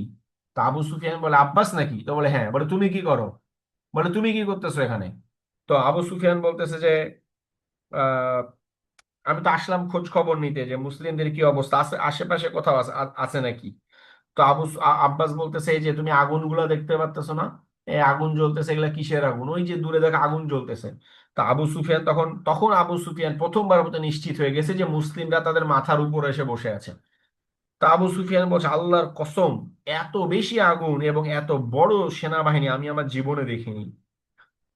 তখন বুদাইল বিন ওয়ারাকা বলছে এরা হচ্ছে বনু খুজা, যুদ্ধ তাদেরকে লন্ডভন্ড করে দিয়েছে, মানে যুদ্ধ তাদেরকে এতটা এগ্রেসিভ করে দিয়েছে যে এরা চলে আসছে। মানে বুদাইল বিন ওয়ারাকা তখনও ভাবতে পারেনি যে আল্লাহ রসুল 10 আর্মি নিয়ে, ওরা ভাবছে বনু খুজা আসছে প্রতিশোধ নিতে। তখন আবু সুফিয়ান বলছে বনু খুজার লোকজন খুবই অল্প, এরা কখনো বনু খুজা হতে পারে না। আর তাছাড়া এত অল্প মানুষ এত আগুনই বা কোথায় পাবে? তখন আব্বাস বলতেছে যে আবু সুফিয়ান এটা মুসলিম মুসলিম বাহিনী এবং আল্লাহ রসুল ওখানে বসে আছে এই বাহিনীর মধ্যে। তখন আবু সুফিয়ান বলছে এখন উপায় কি সেটা বলো। ওই যে মানে আমি একটু আগে ফিরে আসলাম যে চুক্তির কথাটা না, ওই সময় এটা আমি একটু জাস্ট ইয়া হয়ে গেছিল, ছুটে গেছিল, এই জন্য আমি ফিরে, তখনই হচ্ছে বেসিক্যালি চুক্তির বিষয় নিয়ে কথা হচ্ছিল। তা আবু সুফিয়ান বলছে কি কি করব বলো আব্বাস, কি করণীয় এখন বলো, কি করতে পারি আমরা?" তখন আব্বাস বলতেছে চলো তোমাকে আল্লাহ রসুলের কাছে নিয়ে যায়, দেখি কিছু করতে পারি কিনা, তোমার মাফটা পাওয়াইতে পারি কিনা। তো আল্লাহ রসুলের কাছে নিয়ে গেছে। বুদাইল বিন ওয়ারাক, হাকিম বিন হিজাম ওরা ওখানেই আছে। আবু সুফিয়ানকে নিয়ে গেছে, কারণ আবু সুফিয়ানের অপরাধ বেশি ছিল। বুদাইল বিন ওয়ারাকা তো আগে থেকে শান্তিকামী, আল্লাহ রসুলকে ইনফ্যাক্ট খবর তো এসে দিলে বুদাইল বিন ওয়ারাকা এই চুক্তি লঙ্ঘনের ফলে।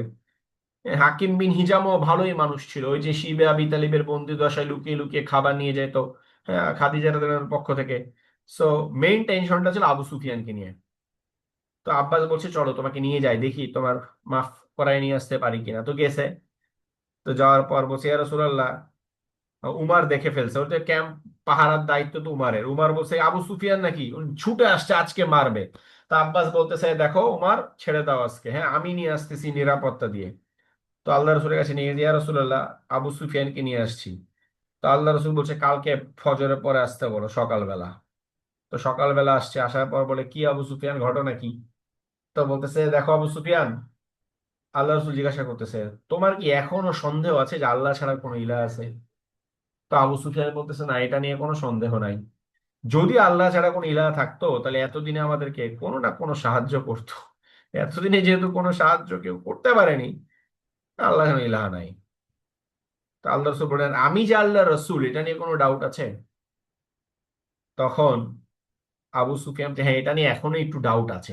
তখন আব্বাস রেগে গেছে, উনি বলছে বেটা তোমার আমি মাফ চাইতে নিয়ে আসলাম আর তুই এখানে এসে তেড়ামি করিস। তো কি হচ্ছে, আবু সুফিয়ানের কলার ধরে বলতেছে তুমি এখনই কালেমা পড়ো না তো তোমার গর্দান উড়াই দিব আমি।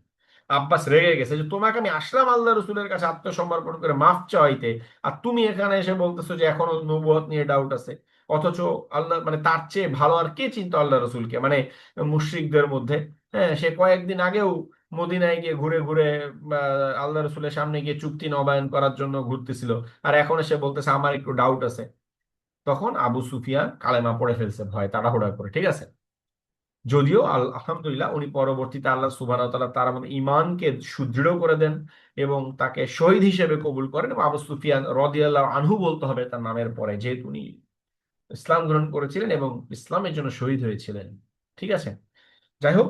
তো এই ছিল আবু সুফিয়ানের ইসলাম গ্রহণ। তো যখন আবু সুফিয়ান ইসলাম গ্রহণ করলেন তখন আব্বাস বলতেছে ইয়া রাসূলুল্লাহ, আবু সুফিয়ান তো একটু ইয়া মানুষ, মানে সম্মানীয় মানুষ, একটু সম্মান দেন খুশি হবে। তো বলতেছে যে আবু সুফিয়ানের ঘরে যে প্রবেশ করবে সে নিরাপদ। তো আবু সুফিয়ান বলছে, ইয়া রাসূলুল্লাহ আমার ঘরে আর কয়জনের জায়গা হবে? তো বলতেছে যে আল্লাহ রসুল বললেন ঠিক আছে যাও বলে দাও যে হারামের সীমানায় যারা থাকবে তারা নিরাপদ। তো বলছে ইয়া রাসূলুল্লাহ হারামের সীমানায় কয়জন ধরবে, আমরা তো অনেক হারামের বাইরেও থাকি। তখন আল্লাহ রসুল বললেন ঠিক আছে বলে দাও যারা ঘরের দরজা লাগিয়ে থাকবে তারা সবাই নিরাপদ। তো এখানে তো একটা আবু সুফিয়ানকে সম্মান দিলেন। আবার আবু সুফিয়ান যখন ফিরে আসলো ইসলাম গ্রহণ করে, এবং ওই যে বুদাইল বিন ওয়ারাকা, হাকিম বিন হিজাম, আবু সুফিয়ান তিনজন চুক্তিটা সম্পন্ন করে মক্কার মানুষের কাছে ফিরে গেল, তখন আবার আবু সুফিয়ানকে সেকেন্ড টাইম উনি সম্মান দিলেন যে আবু সুফিয়ানের ঘরে আশ্রয় নিরাপদ, বুদাইল বিন ওয়ারাকার ঘরে আশ্রয় নিরাপদ, হাকিম বিন হিজামের ঘরে আশ্রয় নিরাপদ। ঠিক আছে, সম্মান দিলেন। যাই হোক, তো এইভাবে হচ্ছে আপনার তারা ফিরে আসলো এবং এই চুক্তিটা সম্পন্ন হয়ে গেল, এবং মক্কার সাধারণ মানুষ এই চুক্তিতে এগ্রি করলো। এখন আল্লাহ রসুল তো পাঠিয়ে দিলেন ওদেরকে। তো রসুল সাল্লাল্লাহু আলাইহি সাল্লাম এখন মক্কায় প্রবেশ করবেন। তো মক্কায় উনি একদিক দিয়ে না ঢুকে উনি কি করলেন, উনি মক্কার চারদিক দিয়ে প্রবেশ করার সিদ্ধান্ত নিলেন। ডানে মানে পূর্ব, পশ্চিম, বিভিন্ন দিক থেকে উনি বাহিনী সেট করলেন। ঠিক আছে, এবং এই বাহিনীকে উনি বুঝতে পেরেছিলেন যে ইকরিমা, সুহাইল এদের নেতৃত্বে যে উগ্রপন্থী বাহিনী, এরা ঝামেলা করতে পারে। এবং আসলে এই বাহিনীটা ঝামেলা করতেছিল। কিছু উগ্র, এদের সাথে খালিদ বিন ওয়ালিদের একটা সংঘর্ষ হয় এবং 12 জন মুশরিক মারা যায়। ঠিক আছে, এই এবং 2 জন মুসলিম সাহাবীকেও এই মানে উগ্রপন্থী বাহিনীর যারা ছিল বখাটে বাহিনীরা শহীদ করে। হ্যাঁ, এবং নিজেরা 12 জন মারা যায়। যাই হোক, তো এই খালিদ বিন ওয়ালিদ রাদিয়াল্লাহু আনহুর বাহিনীর সাথে সংঘর্ষটা হয়। আর বাকি 3 দিকের বাহিনী ছিল, জুবাইর বিন আওয়ামের নেতৃত্বে একটা বাহিনী ছিল, আবু উবাইদা ইবনুল জাররার নেতৃত্বে একটা বাহিনী ছিল, কায়েস বিন সাদের নেতৃত্বে একটা বাহিনী ছিল। এই বাহিনীতে আল্লাহ রসুল ছিলেন। কায়েস বিন সাদের, সরি, এই কায়েস বিন সাদের মানে হাতে যে ঝান্ডা ছিল, এই বাহিনীতে আল্লাহ রসুল ছিলেন সাথে। আর খালিদ বিন ওয়ালিদের নেতৃত্বে আরেকটা ছিল। তো এইটা খুব ইন্টারেস্টিং একটা ঘটনা যে আল্লাহ রসুল বলছিলেন যে যখন মক্কায় উনি প্রবেশ করছেন, উনি বলছেন আজকের দিন হবে ক্ষমা প্রদর্শনের দিন, আজকের দিন হবে দয়া প্রদর্শনের দিন। তো সাদ, এই পতাকাটা মূলত ছিল সাদ বিন উবাদার হাতে। তো সাদ বিন উবাদা যখন মক্কায় ঢুকে গেলেন এবং উনি কাবা প্রদক্ষিণ করছেন, তাওয়াফ করছেন, আর উনি সশব্দে বলতেছেন আজকের দিন হবে রক্তপাতের দিন, আজকের দিন হবে প্রতিশোধ গ্রহণের। মানে একটা থাকে না যে যুদ্ধটা বাহিনী, মানে ওই অভিযানের সময় তো একটা শরীরে চলে আসে, ইমানের একটা জজবা চলে আসে। তো আবু সুফিয়ান আল্লাহ রসুলের কানে কানে, আবু সুফিয়ান তো ভয় পেয়ে গেছে, বলছি ইয়া রসুল আল্লাহ, আমরা চুক্তি করে আসলাম, আপনিও চুক্তি মেনে নিলেন, এখন দেখেন আপনার লোক সাদ বিন উবাদা বলতেছে রক্তপাতের দিন, প্রতিশোধ গ্রহণের দিন। আমি আশঙ্কা করছি এই সাদ বিন উবাদার কারণে এই চুক্তিটা ভঙ্গ হয়ে যাবে এবং একটা রক্তপাত ঘটায় ফেলবে। তখন আল্লাহ রসুল কি করলেন, সাদ বিন উবাদার হাত থেকে উনি পতাকাটা নিয়ে নিলেন এবং পতাকাটা দিলেন সাদ বিন উবাদার ছেলে কায়েস বিন সাদের হাতে। তো এই ঘটনাটার মধ্যে আল্লাহ রসুলের ইমোশনাল ইন্টেলিজেন্সের একটা দারুণ পরিচয় আছে, যে এই যে মক্কা বিজয়ের মতো এমন একটা গ্লোরিয়াস মোমেন্টে পতাকা ক্যারি করাটা তো নিঃসন্দেহে একটা গৌরবের বিষয়, তাই না? একটা বিশাল গৌরবের বিষয়। কিন্তু তিনি কি করলেন, মানে এই সময় যদি পতাকা নিয়ে নেওয়া হতো, সাদ বিন উবাদার জন্য এটা অপমানজনক হতো, তিনি কষ্ট পেতেন। তো তিনি সাদের হাত থেকে পতাকাটা নিলেন ঠিক রক্তপাতে এড়ানোর জন্য, বা সাদের ছেলের হাতে দিয়ে তিনি সাদের সম্মান এবং মর্যাদাকেও বাড়িয়ে দিলেন। যে প্রথমে ছিল সাদের হাতে, এরপর দিলাম সাদের ছেলের হাতে, মানে বাপ বেটা উভয়কে সম্মানিত করলাম। দেখছেন, মানে যাতে সাদের কষ্টটা না লাগে। এবং দুনিয়াতে এমন কোনো বাবা নাই যে বলবে যে আমি চাই যে আমার ছেলে আমার চেয়ে ছোট হয়ে থাকুক, আমার ছেলে আমার মতো সম্মানিত না হোক। হ্যাঁ, এই পতাকা দিয়ে প্রথমে তিনি সাদকে সম্মানিত করলেন, এরপর সাদের ছেলেকে সম্মানিত করলেন, আর সাদের ছেলেকে সম্মানিত করার মাধ্যমে মূলত তিনি সাদকেই সম্মানিত করলেন। ঠিক আছে, এই হলো আপনার মক্কায় ওনার যে প্রবেশের একটা সংক্ষিপ্ত স্টোরি। তো আজকে আমরা এত দূরই রাখছি। ইনশাল্লাহ আগামী ক্লাসে আমরা বিস্তারিত আলাপ করব যে মক্কায় প্রবেশের পরে, হ্যাঁ, মক্কায় প্রবেশের পরে কি হলো সেটা আমরা আগামী ক্লাসে কথা বলবো ইনশাল্লাহ। আজকে যদি আপনাদের আর কোনো প্রশ্ন থাকে, এবং আমরা আগামী ক্লাসে ইকরিমা বিন আবি জাহাল কিভাবে ইসলাম গ্রহণ করলেন, হ্যাঁ, সাফওয়ান বিন উমাইয়া কিভাবে ইসলাম গ্রহণ করলেন, হাকিম বিন হিজাম কিভাবে ইসলাম গ্রহণ করলেন, এবং সোহেল বিন আমর কিভাবে ইসলাম গ্রহণ করলেন, এই 4 জনের ইসলাম গ্রহণের বিষয় নিয়ে আমরা কথা বলবো ইনশাল্লাহ। ওকে, কোনো কোশ্চেন আছে আজকের ক্লাসের উপরে?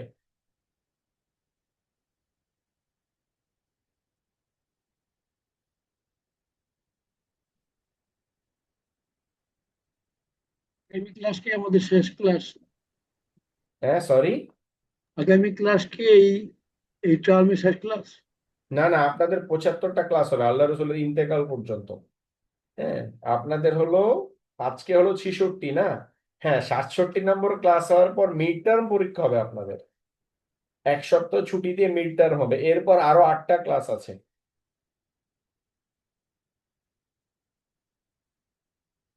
ওস্তাদ, আজকের নোটটা কি কালকের মধ্যে কি আপলোড করে দেওয়া হবে, মানে আগামী ক্লাসের আগে? তাহলে একটু পড়ে আসতাম আর কি, যদি কোনো কোশ্চেন থাকতো আর হয়তো আরো করা যেত আর কি, ইনশাল্লাহ। মানে কি আজকের নোটটা, মানে এই ক্লাসের নোটটা, আজকের ক্লাসের নোট? হ্যাঁ হ্যাঁ, জি জি। এটা সম্ভবত অলরেডি পে আপলোড করা হয়ে গেছে, হয়তো বা একটু দেখে দেখে নিয়েন, এটা পে হয়ে যাওয়ার কথা। আজকে ক্লাসটা অনেক বেশি হেভি হয়ে গেছে তো, মানে প্রশ্ন এখন মাথায় আচ্ছা আচ্ছা, ওকে। পড়ি, তারপরে ইনশাল্লাহ যদি ওই কোনো জন্যই প্রশ্ন বললাম যে আজকের ক্লাসটা ছিল আপনাদের সিরাতের, মানে আমি বলবো যে সবগুলো ক্লাসের মধ্যে one of the most important class ছিল আজকের। হ্যাঁ, আলহামদুলিল্লাহ, জি। এবং এজন্য আজকের ক্লাসটা আমরা ওপেন রেখেছি যে এই বিষয়গুলো আসলে সবারই জানা দরকার। হ্যাঁ, এবং যারা লাইভ দেখছেন আমাদের এই ক্লাসটা, তাদের জন্য আমাদের একটা ছোট্ট মানে একটা নিউজ, সেটা হচ্ছে যে আমাদের এই যে ব্যাচটা চলছে, যেটার ক্লাস আপনারা শুনলেন, এটা হচ্ছে আমাদের 4র্থ ব্যাচ এই কোর্সের। সেই কোর্সের আমাদের 5ম ব্যাচের রেজিস্ট্রেশন শুরু হবে হচ্ছে 1লা জুলাই থেকে, এবং ক্লাস আমরা শুরু করব মিড অগাস্ট থেকে। হ্যাঁ, তো 1লা জুলাই থেকে আমাদের রেজিস্ট্রেশন শুরু হবে, বাট এখন আমাদের একটা প্রি এনরোলমেন্ট চলতেছে একটা স্পেশাল ডিসকাউন্টে। আপনার পুরো টার্ম ওয়ানের জন্য মাত্র 1990 টাকার একটা মানে ডিসকাউন্টেড রেট চলতেছে। এখন আপনারা যদি 30 জুনের মধ্যে রেজিস্ট্রেশন করেন, সেই রেটে রেজিস্ট্রেশন করতে পারবেন ইনশাল্লাহ। আর 1লা জুলাই থেকে এই অ্যামাউন্টটা একটু বেড়ে যাবে, ঠিক আছে? সো আরো ডিটেল জানতে চাইলে আপনার পেজ ইনবক্স করতে পারেন ইনশাল্লাহ, সেখানে আপনারা বা আমাদের পেজে গেলেও রেজিস্ট্রেশনের ডিটেল পেয়ে যাবেন ইনশাল্লাহ। আর কোনো কোশ্চেন থাকলে পেজ ইনবক্স করতে পারেন, ঠিক আছে? আর আপনারা যারা এই ক্লাসে আছেন আমাদের এই কোর্সের আগে থেকে, আপনারাও তো মানে রিপিট করতে পারেন। আপনাদের গ্রুপে অলরেডি আমরা রিপিট করতে চাইলে যে আপনাদের স্পেশাল অফার, সেটা তো আমরা দিয়ে দিয়েছি। সো আপনারাও এনি টাইম এটা করে ফেলতে পারেন, হ্যাঁ, নতুন করে ইনশাল্লাহ। এবং আপনারা চাইলে এটা স্প্রেড করতে পারেন। বরং আমি রিকোয়েস্ট করব যে আপনাদের ফ্যামিলি অ্যান্ড ফ্রেন্ডস যাদের কাছে আপনার মনে হবে যে এই কোর্সটা থেকে আপনি উপকৃত হচ্ছেন, বা সিরাতকে আপনারা একটু ডিফারেন্ট ভাবে আর একটু ডিটেইল লেভেলে জানতে পারছেন, হ্যাঁ, আপনার উপকার পাচ্ছেন, আপনারা একটা রিকোয়েস্ট থাকবে যেটা আপনার স্প্রেড করেন যে আমাদের 5ম ব্যাচের রেজিস্ট্রেশন চলছে, এবং 30 তারিখের আগে একটা মানে even more than early bird discount, আমি বলবো যে আর্লি বার্ডের চেয়েও বেশি একটা অ্যামাউন্টে ডিসকাউন্টে রেজিস্ট্রেশন চলছে। সো রেজিস্ট্রেশন করে আমাদের নেক্সট ব্যাচে জয়েন হওয়ার জন্য ইনশাল্লাহ চমৎকার একটা জার্নি হবে। ওকে, আর নেক্সট ব্যাচ থেকে তো এই যে আপনারা স্লাইড এগুলো তো এই টার্ম থেকে পাচ্ছেন। সো নেক্সট ব্যাচ থেকে আমরা একদম প্রথম টার্মের ক্লাস 1 থেকেই প্রত্যেকটা স্লাইড এবং ইনফোগ্রাফিক প্রোভাইড করব। হ্যাঁ, এবং আমাদের যে অ্যাডিশনাল ফিচার্স গুলো থাকবে, যে মডিউল কুইজের পাশাপাশি প্রত্যেকটা ক্লাসে যে অ্যাডিশনাল জুমে ইনস্ট্যান্ট কুইজ এবং আদার্স থিং গুলো, এগুলো ইনশাল্লাহ আমাদের নেক্সট ব্যাচে অ্যাড হবে। সো অবশ্যই মানে প্রতিটা ব্যাচেই তো কিছু এক্সট্রা ভ্যালু থাকে। সো নেক্সট ব্যাচেও আরো কিছু নতুন ভ্যালু অ্যাড হবে। সো আপনারা রিকোয়েস্ট করছি যে আপনারা এটা একটু স্প্রেড করবেন, হ্যাঁ, আমাদের নেক্সট ব্যাচে রেজিস্ট্রেশনের খবরটা। আর যারা এটা শুনছেন লাইভ, আপনাদেরকেও আমি রিকোয়েস্ট করব, যদি আপনাদের কোনো কোয়ারিজ থাকে আপনারা পেজের ইনবক্সে কোয়েশ্চেন করবেন, আমরা ইনশাল্লাহ আপনাদেরকে জানিয়ে দেবো। ওকে, ঠিক আছে, তাহলে শেষ করছি আমরা ইনশাল্লাহ। নোটটা আজকের মধ্যেই আমি অলরেডি দিয়ে দিয়েছি অ্যাডমিনকে। হ্যাঁ, যদি আজকে রাতে আপলোড না করতে পারে, হয়তো রাত হয়ে গেছে, কালকে সকালে অবশ্যই করে দেবে ইনশাল্লাহ। আর আপনাদেরকে কিন্তু আমরা স্লাইডটাও দিয়ে দিচ্ছি, বুঝছেন? সো স্লাইডটা হচ্ছে পরীক্ষার আগে দিয়ে রিভিশনের জন্য, যাতে আপনাদের ইজি হয়। সো স্লাইডটা দেখবেন, এরপর ইনফোগ্রাফিকটা দেখবেন। এরপরও যদি মনে হয় যে কোনো কিছু একটা ডিটেইল জানা দরকার, তাহলে হচ্ছে মেইন নোটটা দেখতে পারেন, কারণ পরীক্ষার আগে নোট পড়া তো কষ্টকর হয়ে যায় অনেক সময়। আর যদি মনে করেন যে না, আমি পুরো নোট পড়ে শেষ করতে পারবো, তাহলে তো খুবই ভালো, আলহামদুলিল্লাহ। হ্যাঁ, এই আর কি। ঠিক আছে, সুবহানাক আল্লাহুম্মা বিহামদিক, আশহাদু আল্লা ইলাহা ইল্লা আনতা, আস্তাগফিরুকা ওয়া আতুবু ইলাইক। আসসালামু আলাইকুম ওয়া রাহমাতুল্লাহি ওয়া বারাকাতুহু।